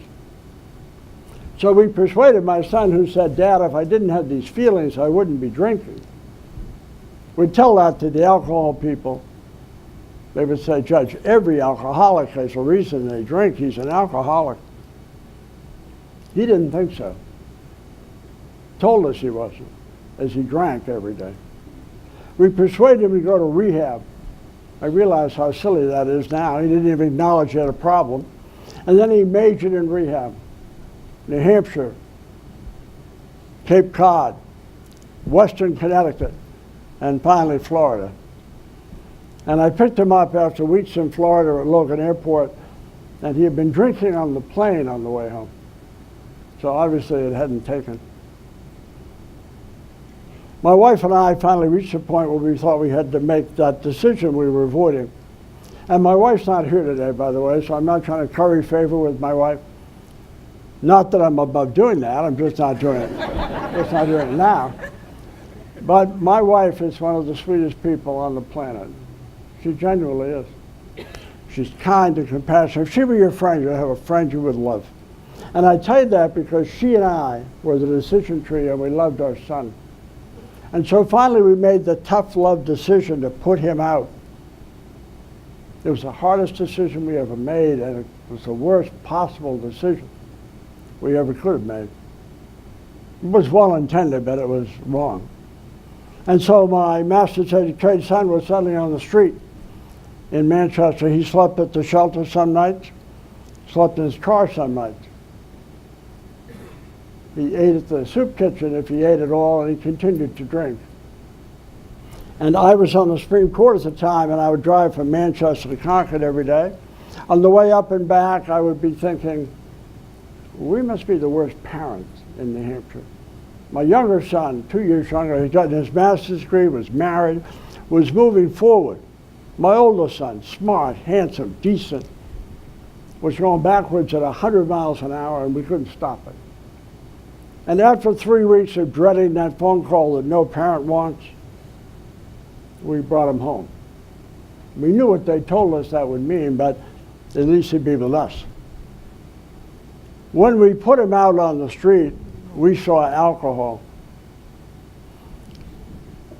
When we put him on the street, we didn't know what his mental health problems were or that he had any. I come from a world where those didn't exist. His underlying mental health problems on the street exploded. The problems he couldn't give voice to other than if I didn't have these feelings, Dad. So when he came home, he was drinking as much as he had been before, maybe more. He'd been really traumatized by that time.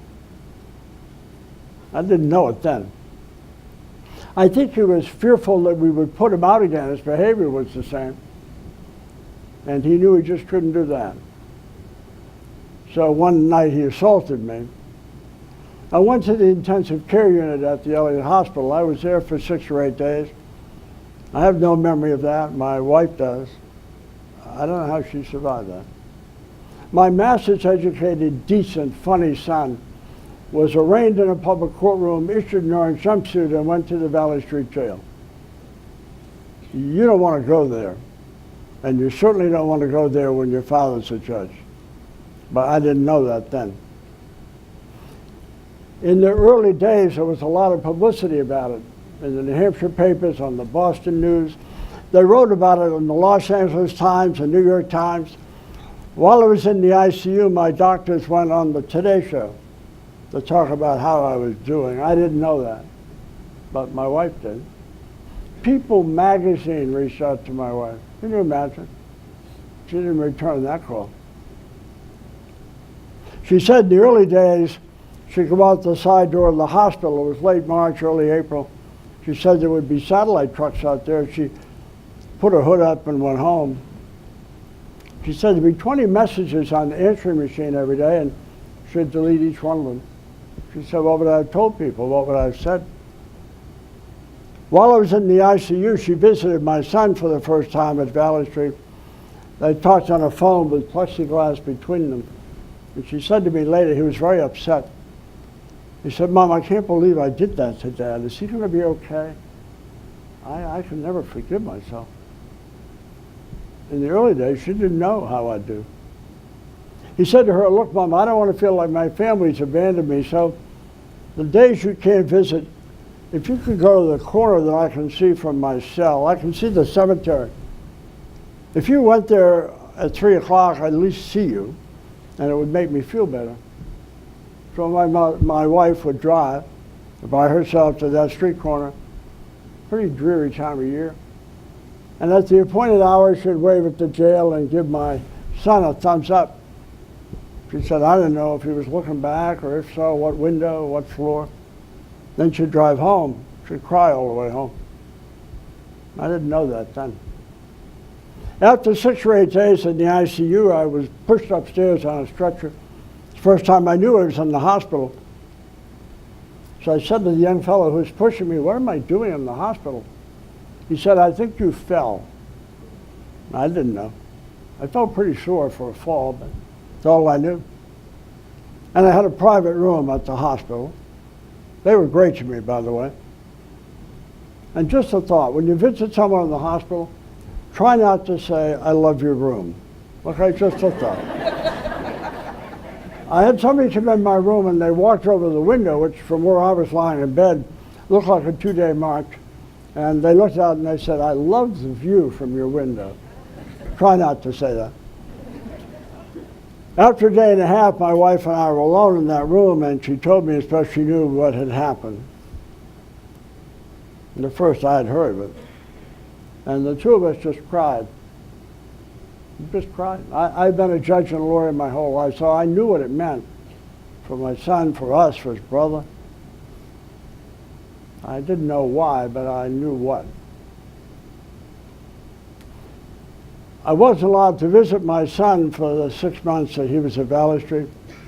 I would have, by the way. I love my son. But the court wouldn't allow it. So the first time I saw him was after those 6 months passed. He was taken one morning to a basement, windowless courtroom in the Hillsborough County Superior Court in Manchester to be sentenced to the state prison. I hope you don't have that day in your life. I would have bet I never would, but I didn't. He came in that day, my wife and I were behind the rail in the public section. My son looked great, by the way. He hadn't had a drink in 6 months. And he was wearing civilian clothing. I wouldn't see that for a while. And he came over to me and I stood up and he gave me a big hug and he said, Dad, I'm so sorry. I don't know why I did that. I'm so sorry. Will you ever forgive me for that? I didn't understand it. And I thought, well, alcohol, when it's abused, can do bad things to people.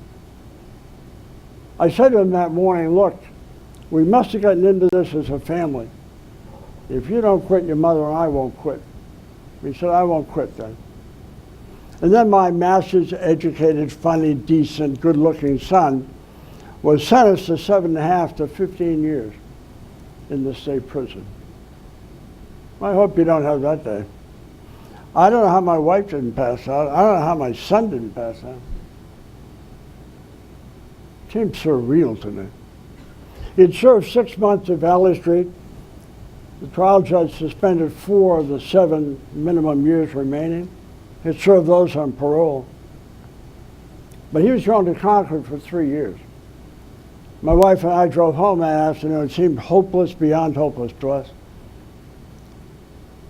I don't know if I've ever experienced sadness more than that day.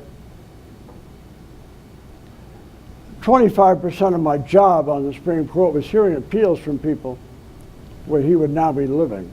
That'll keep you up at night, by the way.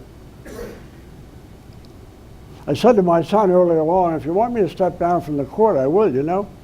Your safety is more important than my job. I got another job. Now, if my dad had said that to me and I was in prison, I would have said, why don't we announce it right now on the intercom here at the prison? But he didn't. He said, Dad, you work too hard to be there. I don't do that. If it gets really bad here, I'll let you know, but don't do that. After 30 days, they allow you to visit. They assess the new inmates for 30 days. What the issues are, where they should be housed. We went to the secure psychiatric unit of the state prison. That's where the meeting took place. My son wasn't housed there, but that's where we met. Kind of clinical, antiseptic feeling. Not a cheerful place. We sat in the conference room with the head psychiatrist, 2 social workers, my wife and myself and my son, who looked great, by the way, and had a drink in 7 months. He started out the meeting, the psychiatrist said, I really like your son, you know. He said, every life skill you need to be successful. I said, I know that. We love our son, but we're in prison today, doctor. He said, I know that. Let me tell you what's happening here. He said, your son is seriously depressed. He has panic and anxiety attacks that are virtually off the charts. If you had his problem, and I said, why don't you drink every day? It might make you feel better for a while. You might resist a judge for a while, but you drink too. So don't be too judgmental about it. He was self-medicating, Judge. That's what's going on here. No one had ever told us that. And I never thought of it. And when he said that to us, I knew in some ways that we had failed him. I was, after all, the parents. I should have known something about mental health. He said, we're going to try to work with your son, see if we can turn his life around. I thought it was hopeless. I don't now, by the way. I thought it was hopeless. After 4 months, we visit twice a week. He'd come out and hug us every time we visited. He said to me that night, he said, Dad, I feel so different. I didn't know you could feel like this then. I said, what do you mean? He said, well, I'm sleeping through the night, Dad. My mind's not racing every minute. I can focus, Dad. I'm teaching as a prison. I said, what are they doing for you? He said, well, I see a counselor here, Dad, and I take medication every morning and every night. He said, I haven't slept through the night, Dad, for years. He was like that, by the way, for the balance of his time in the prison. And he was happy that night to share that, and I was happy for him, but sad that I've been so ignorant. I'm not ignorant now. My son was married in the state prison, and anyone here doing wedding planning, I wouldn't necessarily go there first. The only advantage of a prison wedding, they're pretty inexpensive, and the receptions are very inexpensive. I performed the wedding during visiting hours in a conference room off the main visiting area. The photographer was an inmate. My son said, Dad, don't ask him what he's doing here. Nobody asks in this place. I said, I wasn't planning on asking him. But I am going to ask him what he charges for a picture. So I asked him, he said, I charge $1 a picture. I said, you are my kind of wedding photographer. My son's wife got her master's degree in Boston with him. She later won an Emmy in New England, by the way, for her work on film and film editing. She was twice nominated for the Emmy. I've held the statue. I would keep it, by the way, but she won't let me. They have a 9-year-old daughter, my granddaughter. Now, I'm her grandfather. I'm totally objective about her. But even if I weren't totally objective, she's stunningly beautiful. She really is. She could be like a movie star child. And every time I hug that little girl, I think, you are a miracle from where we were to where we are. My son was paroled after 3 years. He was so good on parole after a year, the parole officer said, what are you doing on parole? He said, I don't know, I got to be on parole for 4 years. So he said to me one day, Dad, they're going to move to eliminate my parole. I said, well, they won't do that. You know, I'm Chief Justice. Looks like they're favoring the judge's son. They eliminated the parole. When he was paroled, they sent a camera crew up from Channel 9. It was still newsworthy, apparently. I was Chief Justice then. And they said to me, do you have anything you want to say? I was outside the prison. I said, actually, I do. I said, we're really happy my son's returning to real life and with his wife. She was working at Dartmouth. I said, I want to tell you something else, too. My son's not a bad person. He's not a good person. He's always been a good person. He's now well. And those are very different things, by the way. He's taught me a lot. He's a good person. That first Thanksgiving in 4 years, we were driving to pick something up, and he was in the passenger seat tapping his chest. He said, Dad, have you always felt like this? I said, what do you mean like this? He said, good, I mean, Dad, like I feel. And I said, probably I have. He said, I didn't know you could feel like this, Dad. And so I knew once again that I'd failed him. My ignorance had not helped anyone. He said to me on that trip, he said, Dad, when I was in the prison, they gave me an IQ test. I said, really, how'd you do? He said, I was 3 points below genius on the IQ test. I was kidding him. I said, you couldn't be a genius? He said, Dad, my ankles were shackled. They were watching me through a two-way mirror. That must be worth 3 points.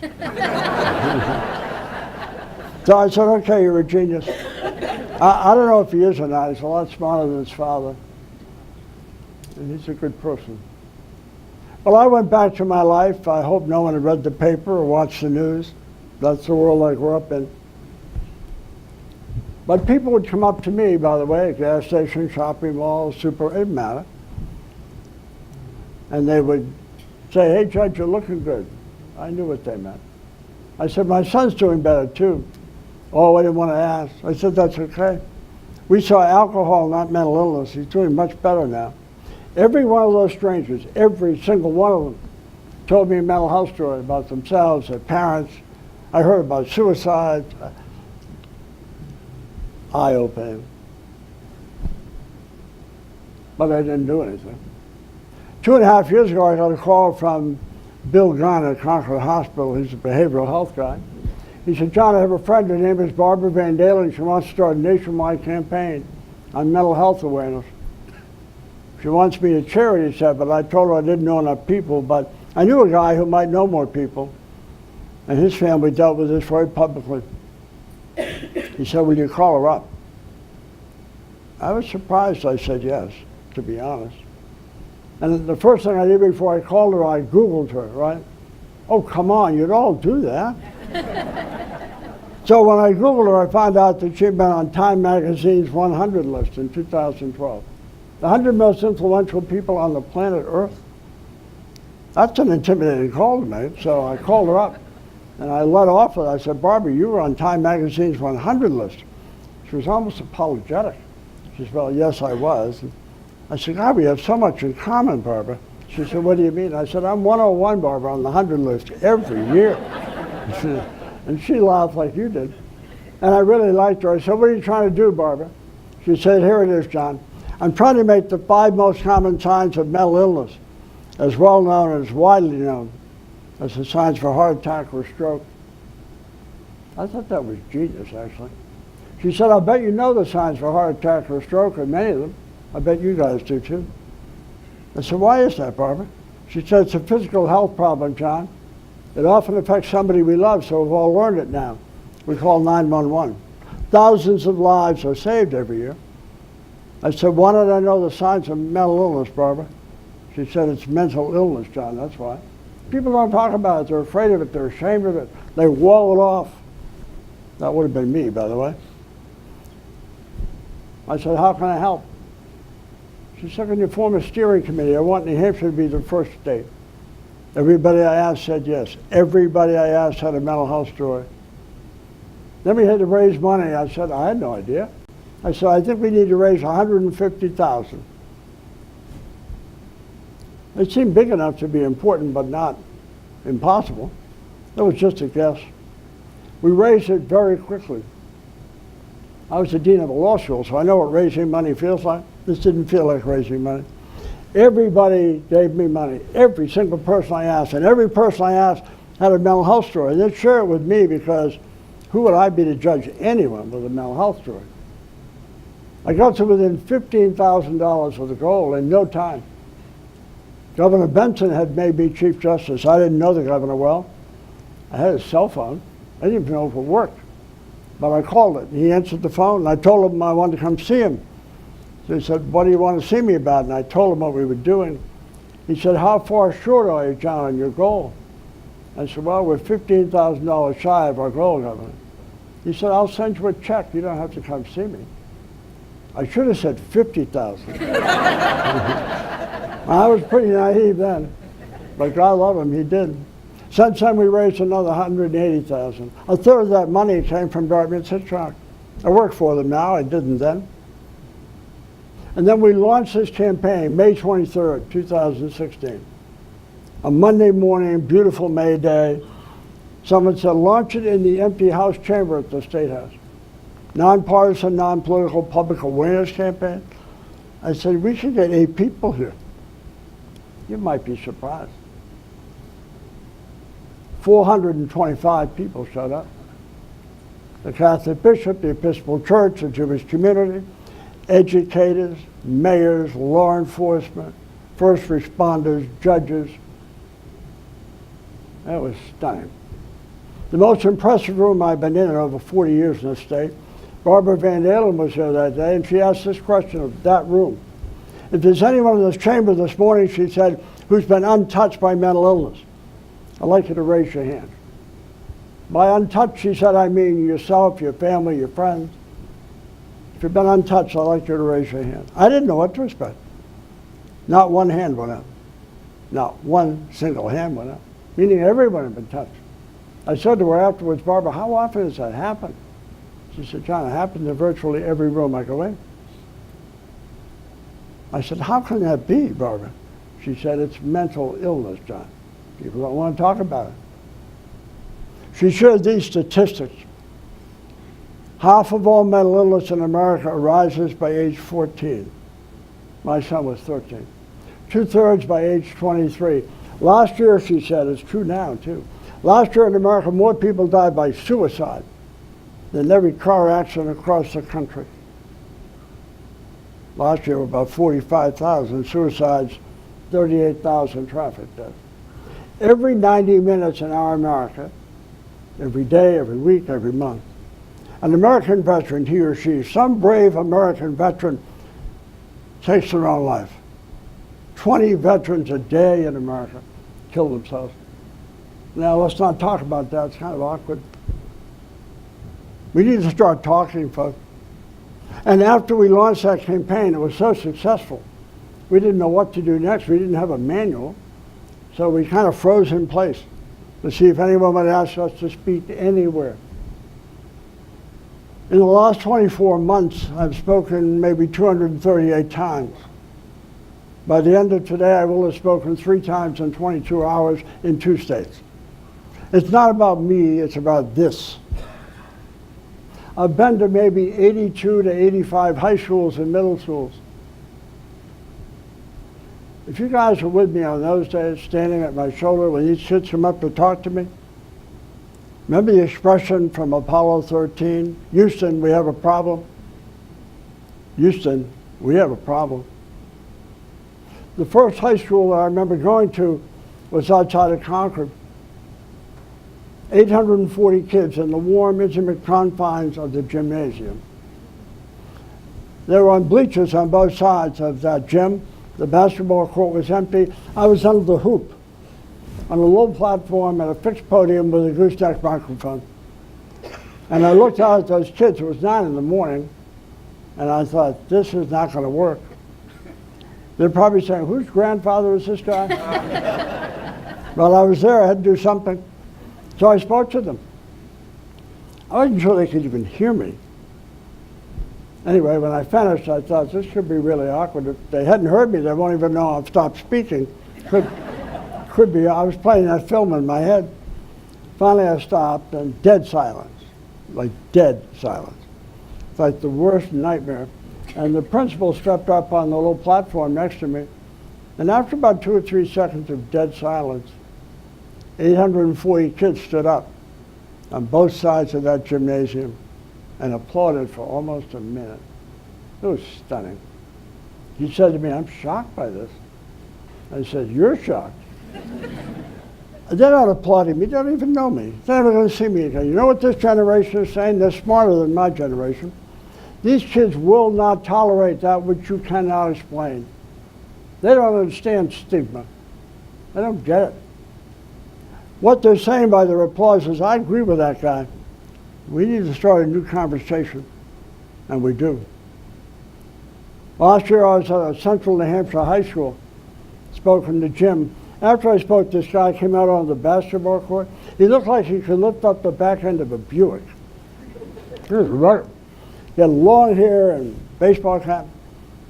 Looked like a Patriots linebacker.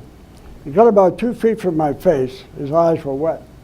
He said, can I ask you a favor? I said, sure, what? He said, can I give you a hug?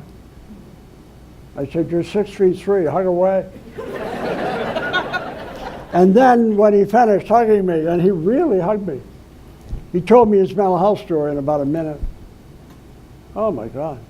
I said to him, you may be the bravest guy I'm ever going to meet. I don't know how you're standing upright. Can I return the hug? He said, that'd be great. I'm hugging linebackers in high school gymnasiums.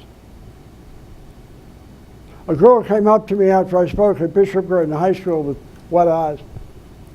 She said, you said something today that was very important to me. I said, what was that? She said, you said to us, it's not okay to have a mental health problem. You get that. But then you said, but it's okay to have a mental health problem. It's not your fault. You didn't choose it. She said, I don't hear that much. All I hear is it's not okay. A kid came out of the bleachers at Berlin High School. He's a junior, he told me. Played 3 sports at the high school. He said, I'm pretty popular here with my classmates, but I want to thank you for coming. I said, well, I was happy to come up. He said, I want to tell you why I'm thanking you. I said, sure. He said, after I heard you today, I realized that some of my classmates have mental health problems. And I've been a jerk. I haven't treated them well. I've made fun of them. I'm not doing that ever again. How do I make it up to them? I said, I think you just did. I think you just did. In the last month, I have hugged probably 10 kids in gymnasiums and auditoriums who have told me that they tried to take their own life.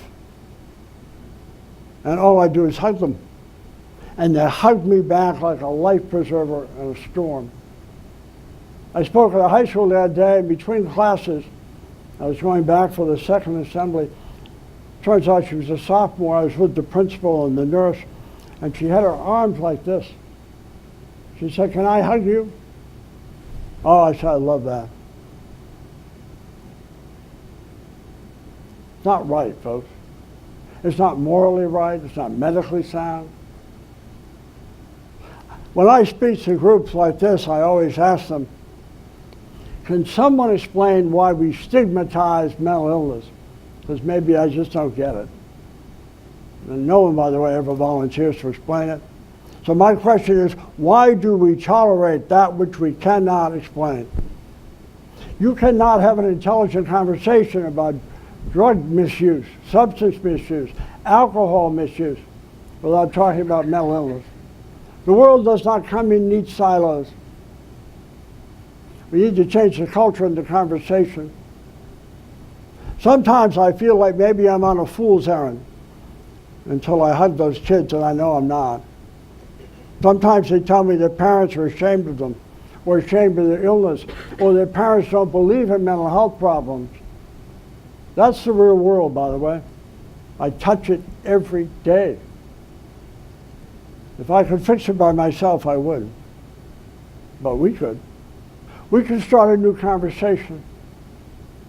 We need to change the culture. Let me end with this. When I was a kid, my father and mother used to take my sister and myself to dinner every Thursday night. My father was a teacher. He must have been paid on Thursday, so he felt flush. So I would go to the local restaurant, and all the tables had tablecloths like this. And every table in that restaurant had an ashtray. Some had two. At some point during that night, every table was smoking. I never understood what it was about coffee and dessert, but people would light up. My parents loved my sister and myself as they blew smoke across the table at us. Then we'd get in my father's car and drive home. My father's car had an ashtray. Every American car, every foreign car had an ashtray. Then we get to my house. Every room in my house had an ashtray. My bedroom and my sister's bedroom were the only two that didn't. Our bathrooms had ashtrays. Have you seen an ashtray recently? Have you seen one? Where are they? If you smoke outside on the Boston Common, it's a violation of a city ordinance, outside. In my childhood, unimaginable. When I was 12, my family had a black and white television. I tell that to kids in high school. They look at me like, how old is this guy? And then to get even with them, I say, we had rabbit ears too. I have no idea. But I tell them that when I was 12, sometimes on that black and white television set, I would see African Americans who were marching pretty peacefully, I thought, carrying signs. I didn't understand why they were marching. I obviously understand now. And some nights, those people who seem to be behaving themselves would be knocked silly like bowling pins by fire hoses, or police dogs, or police officers wielding billy clubs. Pretty frightening at any age, but at 12. I said to my mother one night, I said, where's that happening? Is that in some faraway place? She said, no, that's actually happening in our own country. She wasn't proud of it. If you would ask me after one of those newscasts, John, do you think in your lifetime we're going to elect somebody with skin like that as President of the United States? I would have said, I bet you my ashtray we don't do that. Thank you, Barack Obama. I never met him. I was Chief Justice when he was running. My mother was gone by then, but her voice remained. And when he was elected, she said to me, you better be down there, you know, this is important. It's been 232 years since we declared our independence from Great Britain. It was more rare than a total eclipse of the sun. So I bought a ticket. I flew to Washington. I wanted to be there. I wanted to experience it live with 1.3 million of my closest friends on the wall. And I was so far from Barack Obama, he was about 2 inches tall. But on the Jumbotron, where I mostly watched it, he was 15 feet tall. And that which had been impossible in my mother's lifetime, I was thinking of her a lot that morning, that which had been impossible in her lifetime, and I would have bet you my ashtray would have been impossible of my own. In less than a minute, he took the oath of office as President of the United States and leader of the free world. And his skin was not my color. Do you know who elected Barack Obama? Not older people, young people, young people. I love this generation, by the way. They're the least judgmental generation in the history of the United States. And when it comes to mental health and mental wellness, we are failing them. Trust me when I tell you that. I hug the failures every time I go to a high school gym or auditorium. They're afraid of us. They're afraid of the stigma. If we can eliminate ashtrays from the culture I remember, where everyone smoked, if we can elect an African-American president from the world of racism and intolerance that I remember, where racism was often accepted and sometimes applauded, if we can do that, we can do this. You can learn the 5 basic signs of mental illness. You don't have to buy an airline ticket. You don't have to march. You don't even have to go out on a cold day. Just have to open your heart and open your mind. And if you do that, you will change and save lives. You might not even know who those lives are. The status quo is not our friend. Ignorance is not helping any of us. And it's consigning a lot of young people to the shadows. 20% of the Nashua 7th and 8th grade girls, 20% said they have suicidal thoughts. 6.7% of those kids said they'd taken steps to end their life. Anyway, I need your help. We need to speak up. We need to speak up, and we need to start now. I brought these cards, by the way. On the back of them, something called REACT. There's something the Department of Education and Dartmouth TikTok came up with. How do we react when someone's showing the signs? You know how we react now? Leave them alone. They're entitled to their privacy. That's not the answer, by the way. But we get to decide what the answer should be. We need to start a new conversation. Thanks for listening. I appreciate your time.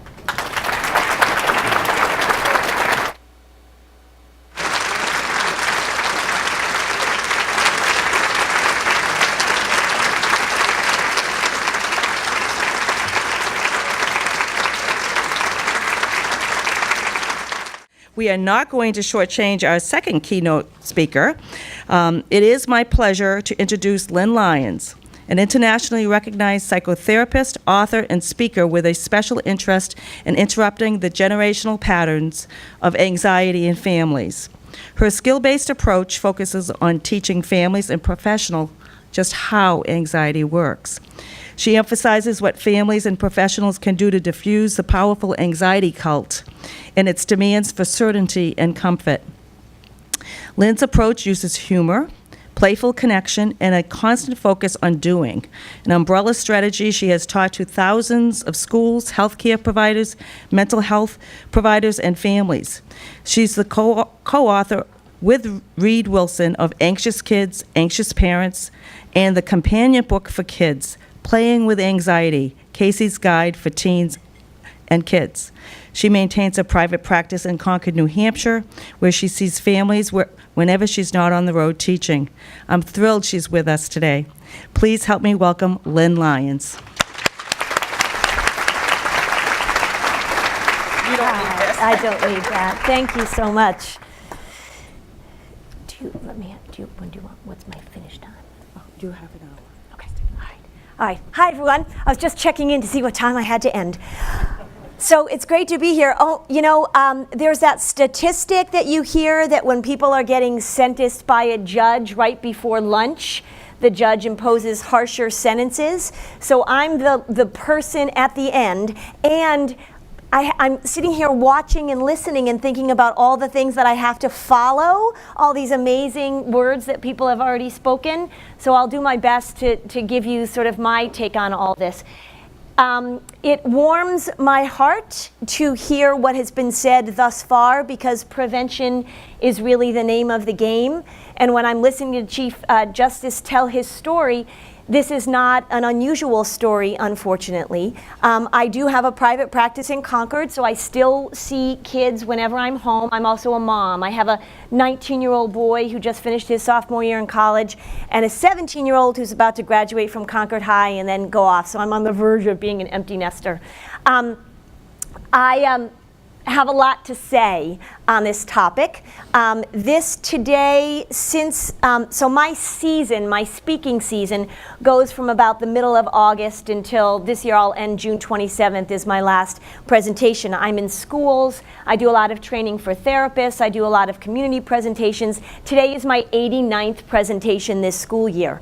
So that tells us not only if you want job security, go into anxiety, but also this is something that people are feeling overwhelmed by. The links between anxiety and depression are enormously strong, and thus we need to recognize that anxiety as a feeder school into depression, and thus anxiety and depression as a feeder school into substance use, is a pretty streamlined path, unfortunately. So can we blame the culture? Right, so people say to me all the time, oh, Lynn, it must be the culture. It must be the culture. Parents say to me, it's got to be the culture. And I say, hey, we're the culture, right? The culture is not something separate from us. We're it. This sign a few years ago, so I road bike. And this sign, so I live in Concord, and you go up through the hills of Bow, and you go up to the top of the hill, Dud Barton Elementary School. This was taken right at the last week of school. And this was the sign that they had on their elementary school placard sending everybody out into the summer. And it annoyed me so much that I had to get off my bike and take a picture. And when I went back to talking to teachers who are having their opening day and I'm keynoting it, I said, I'm showing this picture. And I said, so as you're welcoming each other back off after the summer, as you're saying to your colleagues, oh my gosh, it's great to see you. Oh, your hair looks great. Oh, blah, blah, blah. How was your summer? Did any of you say, oh my gosh, my summer was so safe? It was fabulous. We had the safest summer ever. We made no memories. We had no adventures. We just stayed safe. The problem with anxiety right now is not that we have to sort of let kids be reckless and have them move out into the world with abandonment of any sensible thinking. It's that we've lost our balance in what we need to teach kids in order to help them handle what life throws at them. When we say to kids, your job is to be safe, when we scare them about what's out there, and most importantly, when we get in the way of them developing the skills that they need to handle what life throws at us, then we've got a problem. And just as Chief Justice Broderick said, we have a very big problem. The news right now in the United States of America, in terms of the mental health of our children, is not good, and it's getting worse. Depression is increasing in all demographic groups, but the fastest growing group of depressed kids in the United States of America are the teens and the children. That number keeps going up.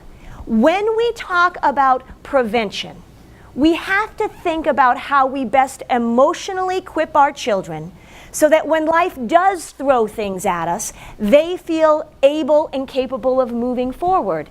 And we're not doing that right now. So this statement that you'll read, this is a pretty contemporary statement. This idea, and I tend to be, I'm not a pure cognitive behavioralist, but I'm pretty cognitive in my approach, and I'm also really darn behavioral in my approach. But this is a pretty contemporary statement. I could have said this, and then this person who is saying this went on to say this, and I could have said this too. This is the way we're thinking and reacting and trying to understand anxiety and stress right now in our culture. Here's the problem. The guy who said this was born in 1842. This is not a new issue. The ability to manage, the ability to deal with the unpredictability of human existence has always been something that we've been struggling with. And the reason that worry isn't going anywhere is because we have this thing right here called a prefrontal cortex. Our prefrontal cortex, this powerhouse, this new fancy part of our brain, allows us to imagine things that haven't happened yet. It allows us to consider and contemplate things that could happen and things that already have happened. Anxiety tends to jump into the place of the imagination where we don't know exactly what's going to happen, but it also bums us out because we know that certain things are going to happen. Let me make you all uncomfortable right now. Right now, in this moment, none of us sitting in this room know for a fact that the people we love most in the world are okay. We don't know that in this moment, and we know we don't know that. And that's what makes us want to figure things out, want to have certainty, want to have comfort, want to come up with cause and effect that helps us explain things and make life more predictable. The problem is the pursuit of those things is what feeds anxiety and thus causes problems with the kids that we have that are currently not able to manage so well. So the first part of this is going to bum you out, but it'll make you pay attention. So the bad news is coming first, and then we'll move forward with that.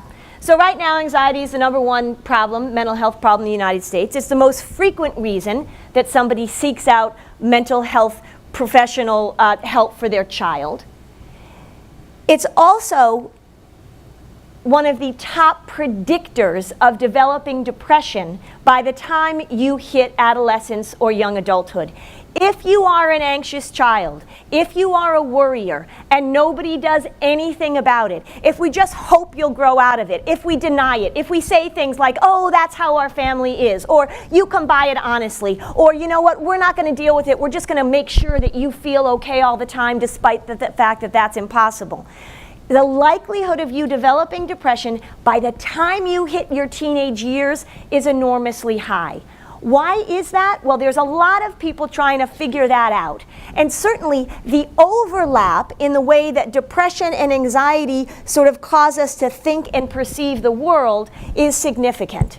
But if you are a little anxious person, and somebody knows that you're a worrier, that you tend to be what we call behaviorally inhibited, the people around you, the loving adults around you, make sure that you participate in life. So if you're going to go to a birthday party, if you're little, it's okay if mom or dad come to the birthday party with you and hang out. If you're going to take swimming lessons, it's totally fine if your mom or dad goes to the pool with you and even gets in the water with you. If you want to play group sports, right, they're always looking for warm bodies to help out with coaching. So it doesn't matter if you don't know how to play baseball, lacrosse, or soccer, right? You can just be there at every practice and every game. And so as an adult, if you've got this anxious little person, you become the safety crutch, which allows them to participate. So that's not a bad thing. But here's where it becomes a problem. You enter middle school, and it is no longer socially appropriate for that adult to be your safety crutch. If you are going to a sleepover when you are 12 years old, it's weird if your mom comes with you. And the middle school wrestling coach doesn't want dad at every practice. And now the stakes get higher. Now you're starting to be judged and evaluated in a way that you weren't in elementary school. We start talking about grades. Runlet Middle School started ranking middle schoolers a few years ago. I thought it was a hideous idea, and it has played out as such in my office. So now the stakes are higher, not only in judgment and performance and in being included in things, but now the social stuff starts to get more complicated too. And then you enter high school, and we ramp that up again. Now we start talking about what you're going to do with your future. And we talk to juniors. We say to juniors, this is the year. All right, now let's all think, for those of you who aren't juniors that have already done your junior year in high school, think back.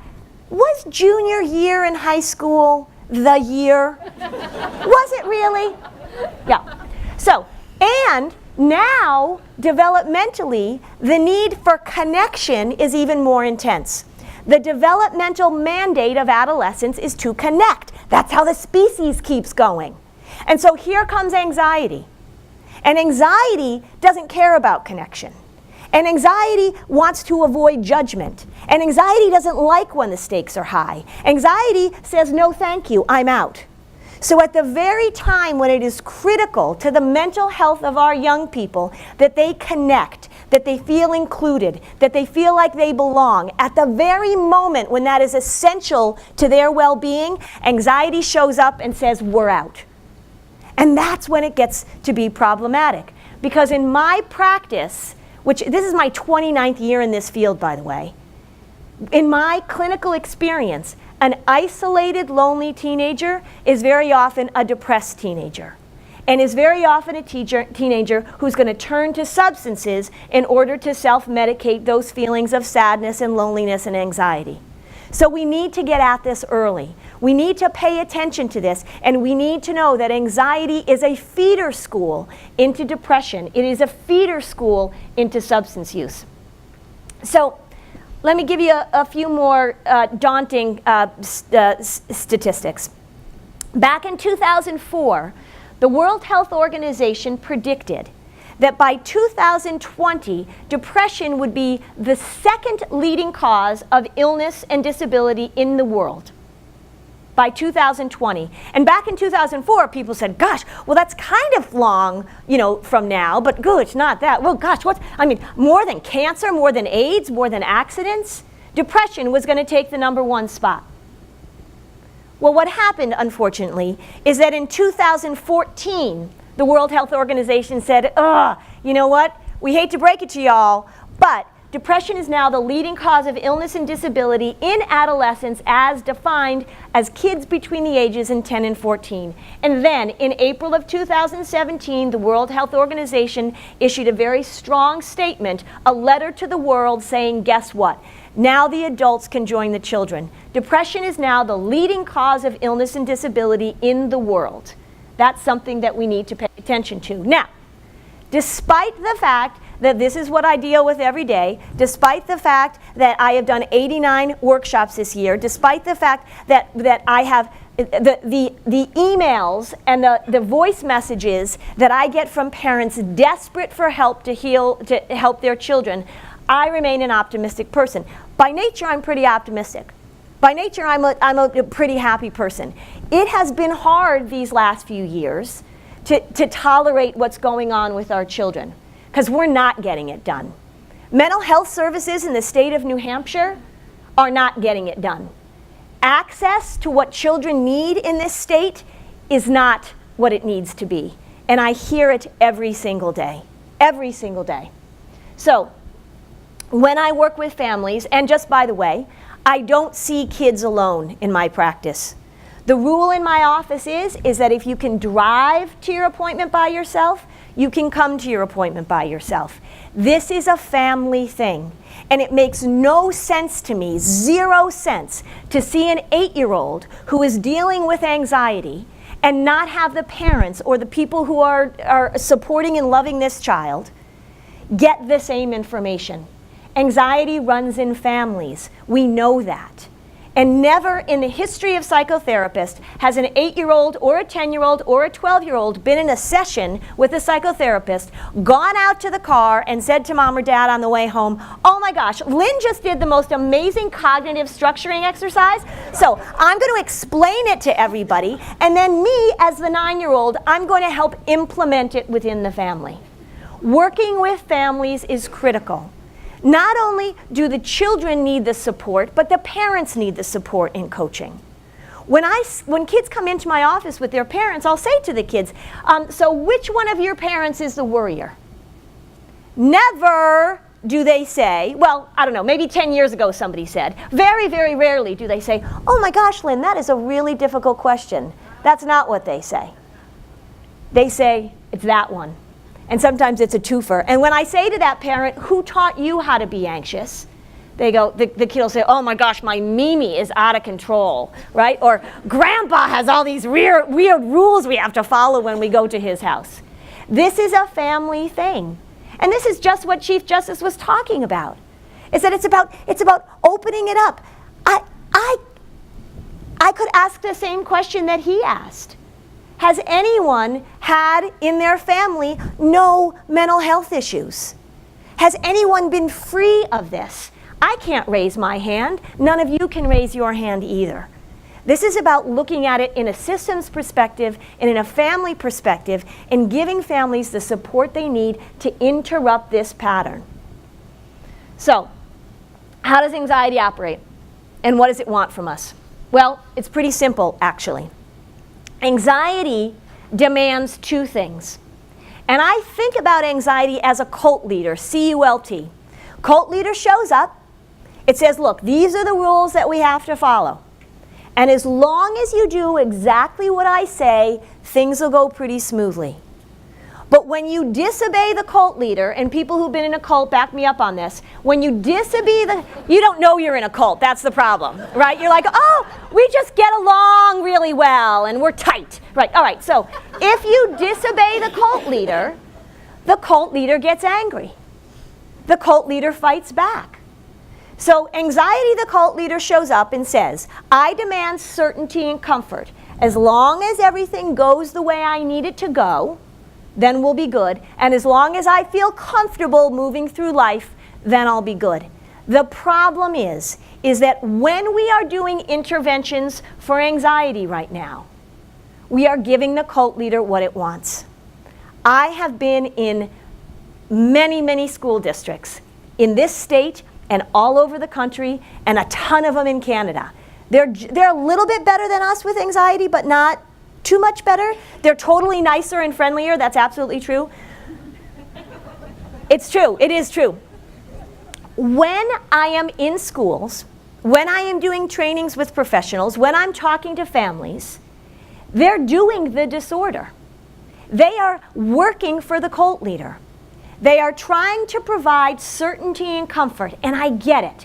Because we want to keep the cult leader happy, we want our kids to be successful, we want our kids to be included. But the more that we focus on providing certainty and comfort without teaching the skills that families and children need in order to manage worry and anxiety, we are doing them a disservice. So as I am talking, this is what I want you to think about. Are you doing the disorder? Are you stepping in to provide certainty? Are you stepping in to provide comfort? When we look at kids that are raised by worried parents, anxious kids that are raised by worried parents, and most of them are, that's just the way this thing works, there are three things that stand out pretty consistently in the research. Kids raised in anxious environments are lousy at tolerating uncertainty. They are not very good independent problem solvers, and they don't score very well on the autonomy scales. Their sense of independence and mastery is not where it's supposed to be. So if we know this about anxious kids, and if we know that we're trying to get in there and reverse this pattern, then we have to focus on the skills that they need to develop rather than doing the very thing that the anxiety disorder is looking for. When we step in and put in accommodations that say, we will make sure that you are not uncomfortable, we will make sure you know exactly what's going to happen, it backfires big time. Not only is it impossible to pull off, but it gets in the way of that resilience that we're looking for in kids. So these are the 4 questions that I ask when I'm in front of a family. What are the resources and strengths that I'm going to use? What does this family have going for it? And every family's got resources and strengths and skills that I can use. What do they not know how to do, and how am I going to teach it? Where is the gap in this child's learning? Where is the gap in this family's ability to manage uncertainty? And then how do I provide it?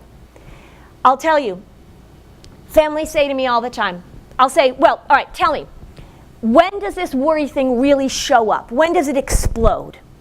And the parent will say some version of, as long as everything goes as planned, we're fine. But when something unexpected happens, when the plans go awry, when we have to change something, that's when the wheels come off the bus.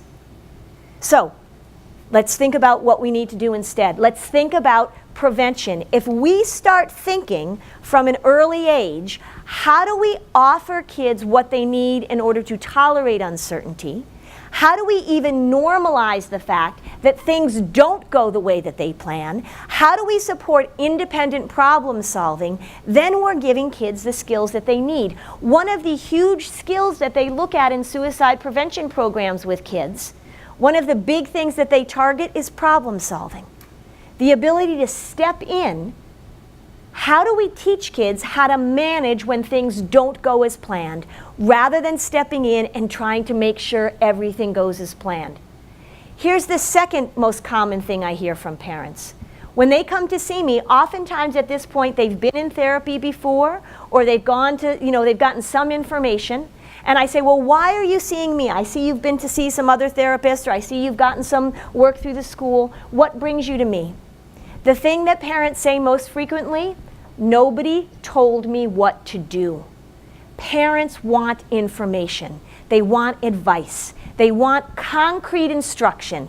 When the worry shows up, when the cult leader shows up, this is what we're going to do. I am enormously concrete as a therapist. When I am working with families, I explain, this is how worry works, this is how it leads to depression, this is what it says, this is how it operates, and here's what we're going to do instead to interrupt this process. So, the cool thing about both anxiety and depression, actually, is that anything that we do for treatment is actually the same thing we should be doing for prevention. When it comes to anxiety disorders, when it comes to depression, prevention and treatment are like the Olsen twins of the mental health field, right? So remember, we used to think that the Olsens were one baby, right? Then we thought they were identical twins. And then later, this may even be news to some of you here, they're not identical twins. The Olsen twins are fraternal twins. But from far away, they look identical. This is what prevention and treatment is. As we think about the skills that we want to teach a kid who's dealing with anxiety and depression, and the very same skills that we want to start teaching kids early on, the very same things. Here are the skills. When we're talking prevention, how do we give kids the tools they need in order to manage? Anxiety is a lot about cognitive rigidity. Things need to be a certain way. So the most that we can do for a kid early on is to start talking about flexibility. One of the things I have teachers do in their classrooms with younger children is to have a wall of flexibility in their classroom. And every time somebody handles something flexibly, every time that there's a change in plans but the class is able to manage it, or every time that a child who tends to get stuck is able to manage and work through it, we put a sticky up on the wall of flexibility, showing everybody that being flexible is an enormously helpful skill in life. If you know somebody who's enormously rigid in the way they handle their world, they're difficult to get along with, aren't they? Aren't they? Right? If you're one of those people, I don't know if you are, but somebody in here has to be, you're difficult to get along with. Things need to go a certain way, my way or the highway.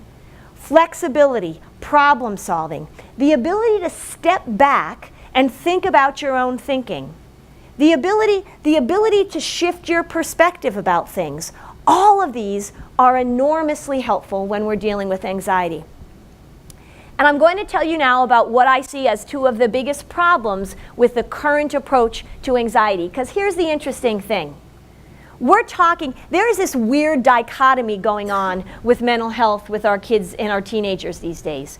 One is that it feels like we're getting more and more of it. People say, oh, is it overdiagnosed? There was just an article in the Wall Street Journal, some of you may have seen, about the accommodations that we're putting in place for college students. Most of them mental health. 22% of college students in the top colleges and universities in this country are now labeled as disabled. 22%. So, on the one hand, it seems like we've got all of this, what's going on? And then on the other hand, we've got an enormous amount of kids who are not being treated, who aren't being helped. It's weird, isn't it? And we are medicating kids more than ever, and yet the numbers keep going up.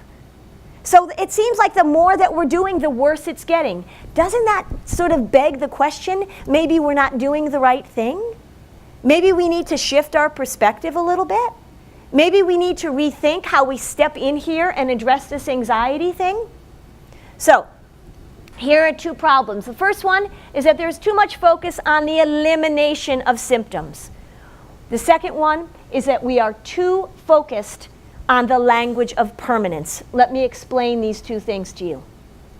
What they mean is that when we try and get rid of anxiety, when we go in with this idea that we are going to eliminate worry, that we are going to eliminate discomfort, that we are going to eliminate uncertainty, it actually makes the problem worse.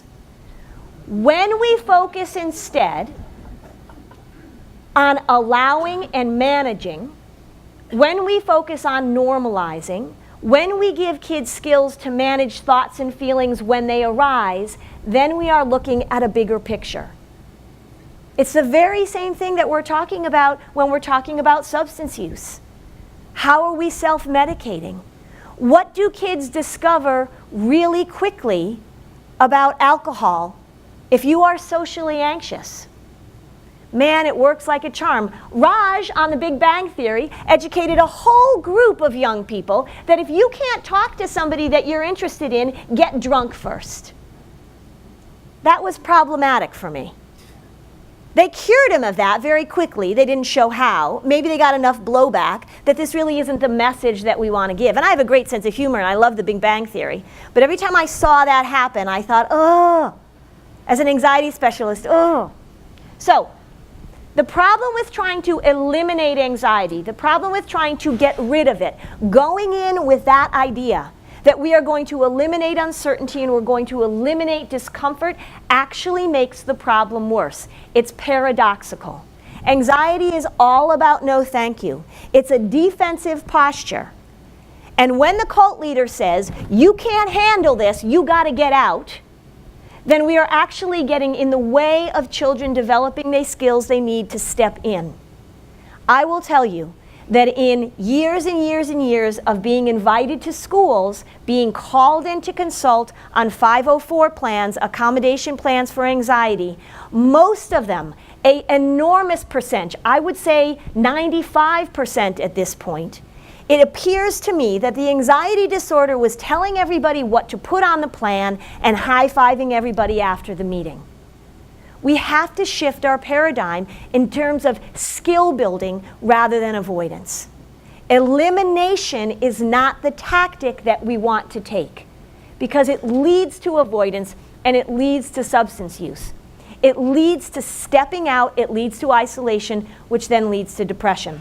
Now, anybody who comes to treatment for anxiety, you don't walk into this therapist or this person you're coming for help for and say, look, what I really want to do is learn how to allow my symptoms to be there so that I can manage them. They walk in and they say, I want to get rid of this thing.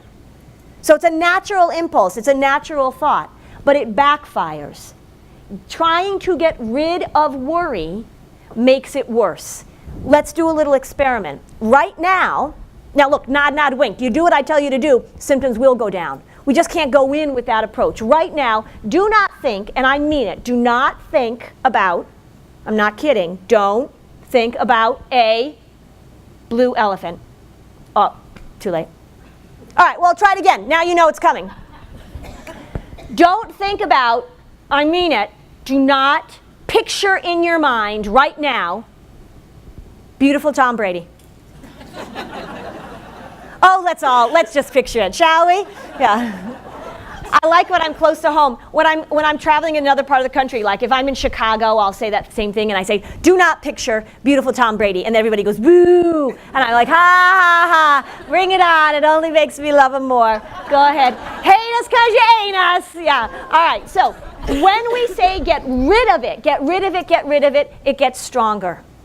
If you give anxiety an escape hatch, it will take it. If you say to a child, if you feel anxious, you can go, they will go. If you say to a child, in order for you to move forward, you need to feel calm and confident, they won't move forward. Because the development of calm confidence doesn't come before you do the thing. It comes after, sometimes.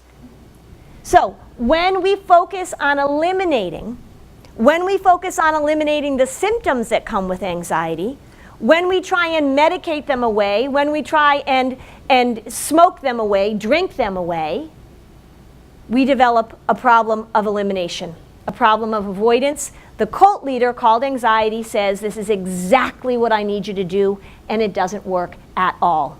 The other problem with an elimination strategy is that we start putting into place what are called in the anxiety world safety crutches or safety behaviors. Now, if you are a little person, sometimes safety crutches are a fine thing. If you're learning how to sleep in your bedroom by yourself in the dark and you have a night light and that's your safety crutch, go for it. A mom came up to me a few months ago after doing a community presentation, and she said, "Oh, I think we have this safety crutch I need to get rid of." And I said, "What is it?" She said, "My 4-year-old has this little lovey blanket that he carries around with him." I said, No, that's not what I'm talking about. We had a German student staying at our house last fall, and he's 16, and I was up in his room, and I think I was putting a new towel in for him or something like that, and tucked under the covers of his bed, he had sort of made his bed 16-year-old boy style, there was this little stuffed bunny, and I just saw the ears sticking out, and he had brought it with him from Germany. And I went downstairs and went like, no, I did not do that. I did not do that. I left it there. I didn't say a word. So sometimes we have these things that help us move forward, and that's okay. But when it comes to anxiety, safety crutches, remember, if the goal is to get rid of, if the goal is to feel certain and feel comfortable, then the more safety crutches that we put in, the more that we're doing the disorder. There are a lot of safety crutches. Have you noticed water bottles have become kind of a safety crutch? I don't know if you've noticed this. I'm in the anxiety biz, so families come in and they all have their water bottles, right? And so during the session, the mom's like, make sure you stay hydrated. Make sure you stay, and I say, oh my God, it's a 60-minute session, right? In an environmentally controlled environment. We have created this generation of kids that are on the verge of dehydration, right? Followed closely by constipation. It's gonna be okay. Cell phones, these little certainty devices that we have. Cell phones have become, as you know, these things that can give us information all the time whenever we need it. So now we can learn about everything all the time. And that's overwhelming to us. It's overwhelming to us as adults. You can imagine how overwhelming it is to 12-year-olds who are carrying these things around. They can know what everybody is doing, what they're not included in. Do you remember in the old days? Remember old people? If you were trying to remember the year that Dirty Dancing came out, right? And you couldn't remember it, you had to live with that discomfort all day, right? You just had to not know. And now we can find out. Now we can know where our kids are all the time. They can know where we are all the time. The apps that allow you to track your child on your cell phone are destructive. And if you are doing it, you should stop. Because here's what I'm seeing. These apps allow us to make sure that we know where our kids are.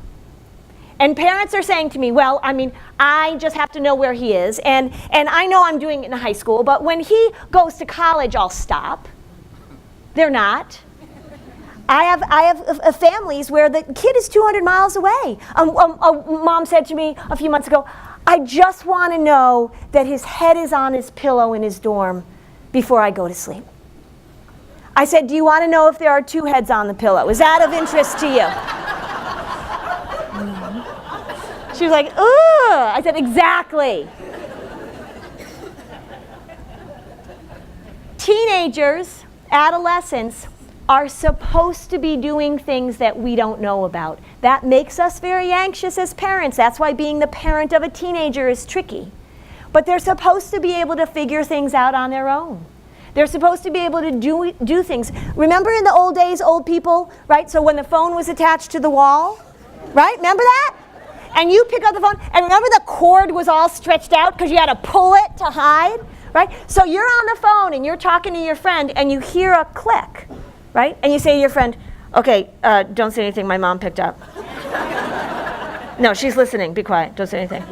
You go, Mom, get off the phone. Hold on, Bonnie, do not say a word. I know. Oh, God, she's so annoying. Hold on. Hang up, Mom. Did it click? Did you hear the click? Did she hang up? Right? We are in it. The ability to develop independence. It doesn't mean that we don't communicate with our kids. And I'm not even saying don't let your kid have a cell phone, although the research is pretty clear, and I'll show you a little bit of that in a moment. I have a teenage boy. I have 2 teenage boys. And my goal is to create responsible, considerate young men. And part of being a responsible, considerate young man is to lift your head up out of whatever you're doing and send your mom a text when you're going to be late. So when my son's coming home from a tennis match, and when he played baseball and he was on the bus, I would say, when you get to the hooks at tolls, shoot me a text so I can meet you and pick you up from school. Now if I said, you know what, little prince, we're going to let our devices do it. You carry on with your life, right? Don't let me interrupt you. You don't pay attention. Our devices will make sure that they communicate so I know exactly when to show up at the high school so you don't have to wait for me. I want him to lift his head up and say, oh, we're at the hooks at toll. I got to let my mom know. Or there's traffic on 93. I'm going to let my mom know. Or the bus is stopping at McDonald's. I'm going to let my mom know. If he's over at his friend's house, and by 10 o'clock he has to let me know if he's coming home for the night or staying out so I can go to sleep, he's got to let me know. The more that I let this cell phone, this certainty device, take over that role, that I am giving him the message, you don't have to pay attention. I'll do it for you. I don't like that message. I don't want to raise men. I don't want to raise fathers and husbands who are going to be married to my daughter-in-law that, I don't want to raise that. Oh, we'll know everything. And it goes both ways, because now you're out and you say to your kid, well, the movie's over at 9, so I'll be home at 9:10. And then at 9:12, they start texting you. Where are you? Where are you? Where are you? Right? There has to be independence. There has to be problem solving. There has to be thinking. What I really am saying to families when I'm meeting with them is that if you are uncomfortable as you're learning something new, if you are in school and you are feeling frustrated or you are feeling overwhelmed or you need help, so you need to seek out extra support, that's okay. You're on the right track. But anxiety doesn't like that at all. Anxiety wants to know everything ahead of time. The more we do it, the worse this problem is getting. As human beings, you are going to have thoughts and feelings. You are going to have sensations. You are going to have ideas. Step 1 is going to happen. We can't get rid of that. It's step 2. How do we manage? When you have a thought, a feeling, an impulse, when you are newly in recovery and your addictive part says, ugh, how do you learn how to step back from your thinking? How do you recognize that symptom? How do you understand what it is rather than responding and trying to get rid of it? So number 2 is the problem with permanent. And this is a tricky thing because in the very important efforts to increase mental health awareness, something has been happening in the last few years that is problematic. And that is that the language that we are often using to talk about mental health and mental illness, particularly with teenagers, has a ring of permanence to it that is in direct contradiction to what we need to be saying. When we tell kids, this is who you are, you have this disease called depression or anxiety, this is how your brain is wired, this is who you are going to be. When we use that language of permanence, we get rid of the very thing that people need in order to recover from a lot of things. When you say to somebody, this is what you got, baby, why are they going to do the hard work? Why are they going to ask for help? if we know that one of the things that leads teens to feel suicidal and to act on those is a state of hopelessness, why would we say to them, sorry. I hurt my elbow a few months back. No, longer than that now, more like a few years back actually, time flies. And I ignored it for a while and it got worse and then I couldn't even like squeeze the toothpaste anymore. So I finally went to a physical therapist, and when I went in, he said, yeah, this is what you did, blah, blah, blah, blah. And he gave me a bunch of exercises to do, and he made another appointment. If I had gone in to see him and he'd said, sorry, Lynn, right, this is the elbow you got, right? You can do these exercises if you want. You can come back and talk to me some more if you want. But it's not going to change. This is who you are. Why would I do what he told me to do? And yet, over and over and over again, I am hearing the messaging in health classes in high school, in public service campaigns, in all sorts of different places. I am hearing the message of permanence, and it drives me nuts. Because kids are saying to me, remember, I talk to them all the time. They are saying to me, this is how my brain works. This is who I am, right? It runs in my family. This message of permanence is the opposite of the message of hope. It's the opposite of what Chief Justice Broderick was talking about. It's the opposite of what these kids are standing up here doing, trying to get kids to change their minds about things. And yet it's pervasive. And we think it's helpful, right? Because we want to take away the stigma. This isn't about blaming. We want kids to talk about it. But if we are going to educate them and talk to them about them and get them to seek help, let's be really, really sure that we're giving them the proper information. Because depression doesn't have to be, nor has it ever been, a permanent disease that somebody gets and will have for the rest of their lives. A 14-year-old said to me, well, I learned in health class that if you get depression, that you will have it for the rest of your life because that's how your brain works. Not only is that completely inaccurate, it is incredibly damaging. And we need to pay attention to that. They did a study where they told adults, your depression is biochemical and genetic. Now, is there some genetic push to depression? They think so. There's no gene for depression. There's no gene for anxiety. Is there something going on with our chemistry? Yeah, because we're chemical. There's all sorts of things going on. If I pulled out a knife right now and jumped it, right, he would have a heck of a chemical imbalance, right? But this is changing. Neuroplasticity, epigenetics. They told another group of people, your brain chemistry is changeable. Your genetic expression is changeable. And those people were more optimistic about getting better. Optimism is the key. The belief that things can get better. Once somebody loses hope, once you say to a 15-year-old, sorry, well then you've lost them. You've lost them. We need to pay attention to the messaging of flexibility and hope. We need to pay attention to something called positive expectancy. Positive expectancy, there's an enormous amount of research about positive expectancy. And basically what it says is that the belief that things will change for the better is what helps people recover from cancer, from loss, from depression, from surgery. David Yeager last year did a study. I love when somebody comes up with this big, huge question and then comes up with this really slick intervention, and that's what he did.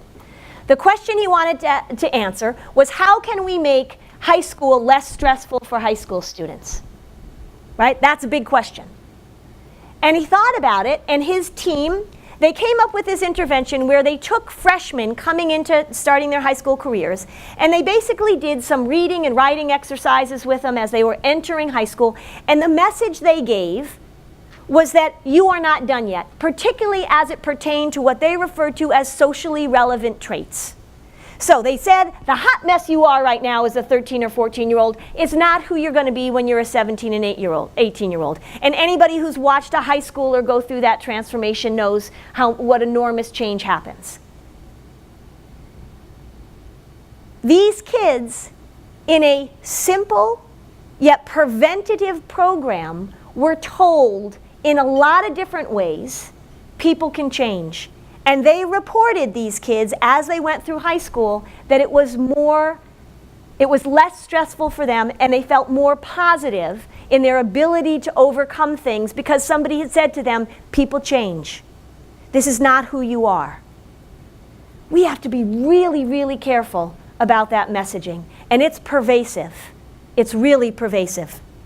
When we look at the relationship between anxiety and depression, the last book I wrote, it was dealing with anxiety and depression and pain and medical issues and sleep, and I had to sort of formulate how these things relate to each other. And plus I was seeing so many more teenagers. I was getting emails from parents saying, my child has always been anxious and now diagnosed with depression, or my son was just diagnosed with anxiety and depression. And so I was thinking a lot about how they connect. And so you think about the future, right? And this is our thing. We say, oh, we're building kids for the future, right? We're building so they can move into their lives. That's what we say as parents. It's what we say as caring adults. And yet when this anxiety and depression thing come together, boy, they knock the future right off its tracks. Because anxiety looks at the future and says, oh, it's uncertain. Right? Right? So it doesn't like the future at all. And then depression shows up and says, you know what, if 7th grade is sucked, 8th grade is going to suck more. If 10th grade sucked, 12th grade is really going to suck. So we're saying we want you to move into your future, and anxiety and depression are coming in together to say, future, don't bother. And then we get isolation, and then we get withdrawal. So if we're thinking about how we want to intervene and what we want to do preventatively, how do we work with kids to let them know that their future is uncertain? Now, if you're anxious, right, you got to learn how to deal with that. If you're depressed, that's very good news. The fact that we can move into a future, there are some things we can control, but there are some things we can't. And how are we going to equip you with the skills that you need in order to manage what life throws at you? So we don't know. When it comes to depression, we don't know what the cause is. And nobody who says to you, this is what causes it, should be taken seriously. Because the research is constantly coming out and constantly changing. We do know that it generally just doesn't show up. And we also know that it's really treatable. We also know that there are certain therapies that work really well. And we also know that antidepressants are not the be-all, end-all. My mentor, Michael Yapko, says, very eloquently, as he often does, to think that antidepressants cure depression, to think that a pill is going to cure depression, which is so socially driven at this point in this world, is to think that a pill will also cure racism or poverty. This is a social issue. We are social creatures. So this leads to my final point, which is that nothing that I do, nothing that I teach, none of the information that I provide to families goes anywhere without a sense of connection. We are social creatures. We depend on each other for our survival. It also means, by the way, that we are judgy as all get out, right? If you've got a socially anxious kid and you say, look, people aren't judging you. Yes, they are, right? You're judging me. I get judged for a living. I'm judging you too, by the way. That's just the way it goes. But none of this works without connection. Several years ago, I was doing a workshop, whatever, and I get judged for a living if people circle numbers about me at the end, and then they write comments about what I did, and then somebody emails me those comments like I need to see them, but anyway. And somebody wrote several years ago, Lynn Lyons does not take anxiety seriously because she makes too many jokes about it. And she uses humor, right? So that annoyed me. If you ask my husband, he'll say, yes, she's still perseverating on that one comment that I think came through the pipeline in 2010. Nonetheless, Jay Haley said this. So Jay Haley was a family therapist, really a brilliant guy, sort of changed the profession in a lot of ways, really thought outside the box. He actually trained Michael, my mentor. But when I found this quote by Jay, it made me sort of feel better. Connection and humor and warmth and realness right? As a therapist, this whole sort of blank slate thing, we got rid of that a long time ago. This is about connection. This is about being real. And when we talk about connection, family connection, what does that mean? It means warmth. It means consistency. It means humor. It means showing up. It doesn't mean looking into a phone. It doesn't mean a device in front of you all the time. And if we're talking about social connection, face-to-face interaction. If anxiety and depression are referred to as the internalizing disorders, it means that we think that it's about what's going on out here, right? I'm afraid of thunderstorms, or I'm afraid of talking to people. But it's really about what you do in here about what's out here. So if you are anxious, we need to do the opposite of the disorder. We need to get you externalized. If you are depressed, if you are isolated, if you are alone, if you are in your own head telling yourself your own story, I say to kids all the time, you are not the best person to talk to you about you, right? We need to get you out. I don't know if you have read the article that Jeanne Twenge published in The Atlantic several months ago. If you haven't, you should. If you work with children, if you see children, if you talk to children, if you're in a relationship with a child, you should read her article, because the research is starting to come in about the impact of screens. It's always been, we've been sort of looking at it, but now the numbers are becoming bigger, because I think they said in 2012, 50% of kids now have a smartphone as of 2012. Now look, I bet it's higher now. That was in 2012. So this is what the research is showing. One of the things they found is that the behaviors that teenagers participate in groups is going down. So teen homicide, premarital sex, teen pregnancy, binge drinking together, those things are going down a little bit. The things that are going up are the things that kids do alone. Cutting, drinking, smoking pot by yourself, suicide, depression. The symptoms of isolation and loneliness are on the increase. So some people came back after this article, came back at Jeanne about this article, because they said that she said things that were too global, right? But this is what the research showed. More screens equals more isolation, and we know that more isolation equals more depression. So, as I said earlier, I don't see kids alone. This is a family thing. Parents need support, kids need support, we all need each other. We're a social species, we're wired to connect. Here's the tricky truth, is that the connection between risk factors for depression and anxiety often goes back to families. If you are raised by a depressed parent, that is one of the most significant factors for becoming depressed as an adolescent. If you are raised by an anxious parent, you are 6 to 7 times more likely to develop an anxiety disorder. A lot of what we see is about modeling. So if we know that family is a way in, then family is also a way out. Support, connection, involvement. What percentage of children living with an anxious parent will go on to develop an anxiety disorder? How many of you think it's 0 to 30%?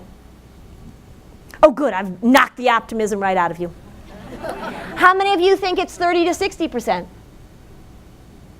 Okay, right, I appreciate your optimism, you're wrong too.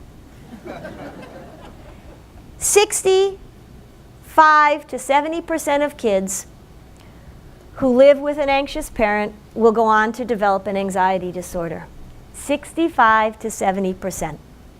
So Golda Ginsburg, who's currently at the University of Connecticut, did this research and saw these numbers, and she thought, all right, we got to think prevention here, right? We got to get in this. If we know that the transmission is so powerful, we got to get in here and we got to mess this up. So she did a study where she took families where one or both parents had been diagnosed with an anxiety disorder, but the children were not yet showing symptoms of anxiety. Children between the ages of about 7 and 12.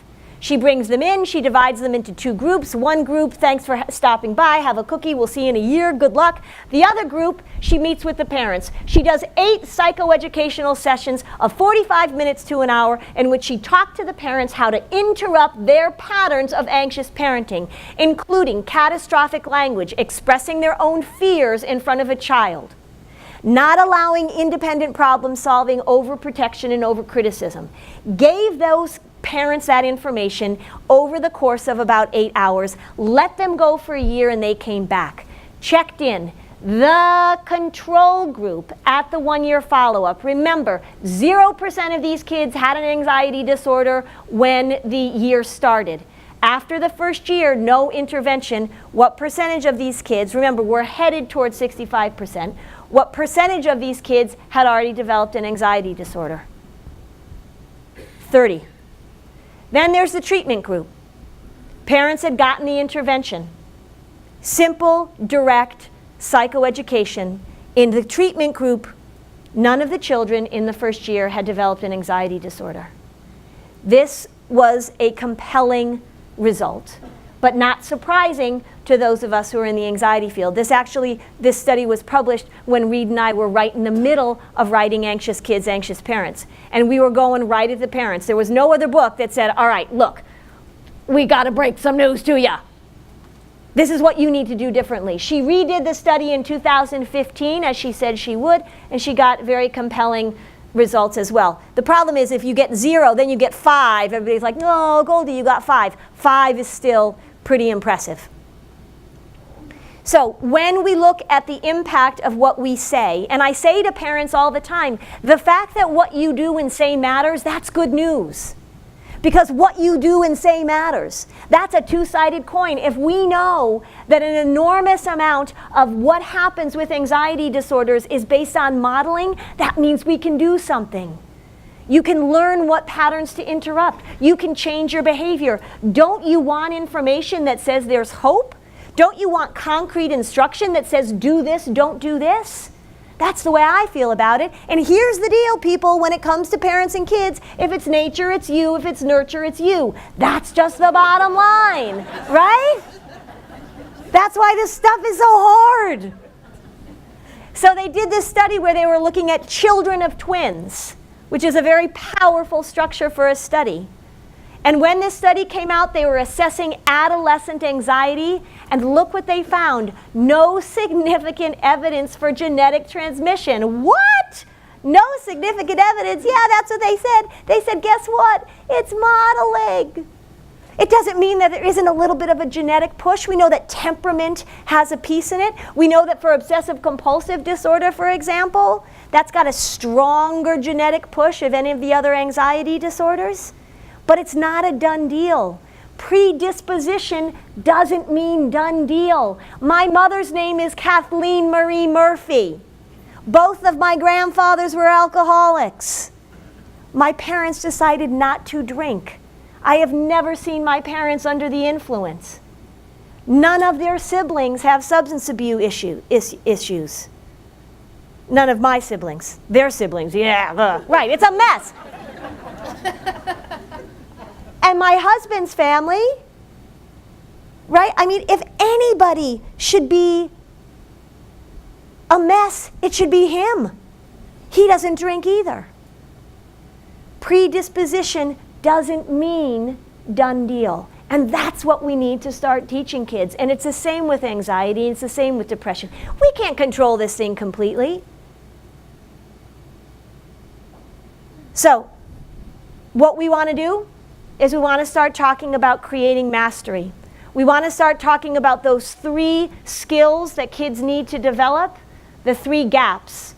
How do you tolerate uncertainty? How do you manage your emotions? As Michael, my mentor, said, the skill of all skills is the ability to step back from your own thinking long enough to analyze it. We can start teaching that to kids very early on. I work with kindergartners all the time.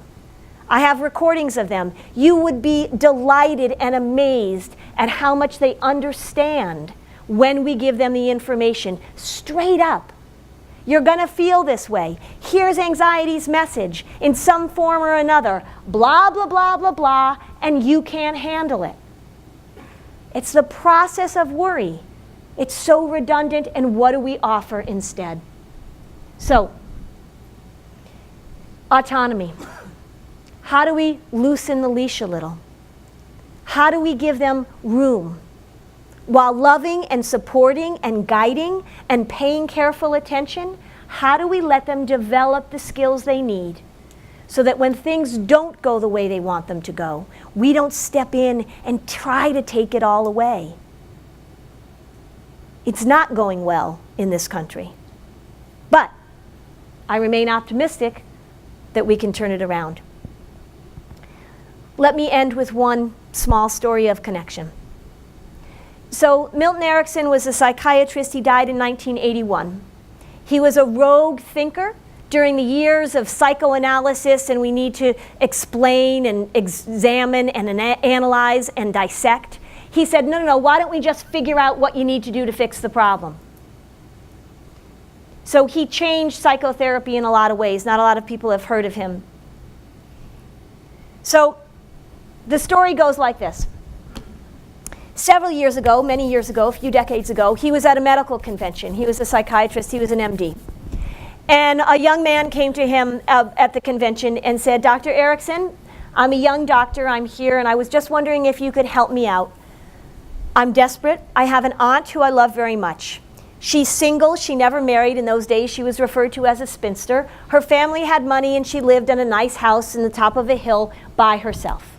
And her nephew said, my aunt is horribly, horribly depressed. I've tried everything, and I'm very worried about her. You are so good dealing with people. While you're here, could you stop by and see if you could help?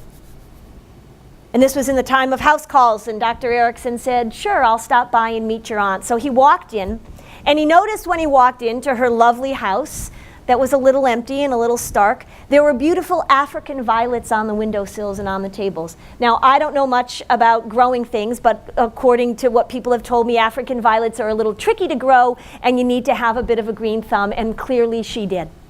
So he talked to her a little bit about her sadness, her isolation. She was lonely. It was nearing the end of her life. And he said, well, she wasn't that old, actually. I think she was in her mid-60s. So she had some living to do, right? But this was like in 1950. So, if you were 65, you had one foot in the grave. Anyway. So, but she thought she didn't have much to live for. So he said to her, do you belong to a church? And she said, well, I used to go, I don't go anymore. It's too hard to get out of the house, and why bother? And he said, at the church you used to go to, do they have sort of a newsletter? Something that gives information about what's going on? And she said, yes, they publish every week. You get a little letter, and it talks about who died and who's in the hospital and who had a baby and who's getting married. It used to happen like that in the old days. So he said, well, here's what I want you to do. I want you to get that newsletter every week. And I want you to deliver an African violet to every person that's in that newsletter. To the person who had their tonsils out, to the person who just had a baby, to the person whose husband just died. That's what I want you to do. And she said, really? And the nephew said, really? And he said, yes, and you have to promise me you will do this. And she said, I promise. So about 10 years later, Dr. Erickson is back in his office. He lived in Phoenix, Arizona, and he got a letter in the mail. And it was from the nephew. And it was a clipping from the newspaper in his town, which I think was in Ohio. And the headline of the newspaper story said, African violet lady dies, town attends her funeral. She delivered African violets, and when she died 10 years later, the whole town came to her funeral. It was standing room only. This is what connection is about. This is no fancy psychiatric diagnosis, no overanalyzing, no trying to figure out what the root cause is. This was a lonely woman who didn't have connection, and Dr. Erickson said, bring flowers, and that's what she did. This is what we need to think. I think sometimes we complicate things so much that we lose track of really what's at the base of it all. Is that our kids need us. They need us to listen. They need us to be there. They need us to give hugs. I have the same experience when I go to schools that Chief Justice Broderick has, is that people come up to me, kids come up to me, and they say, thank you for saying that. Sometimes I am so flippin' tired, I'll tell you. I go to talk to a high school, and and then some kid comes up to me and says, nobody's ever explained it like that before. Or I really thought I was going to have this for the rest of my life, and you gave me hope. It's not that complicated. It's not that complicated.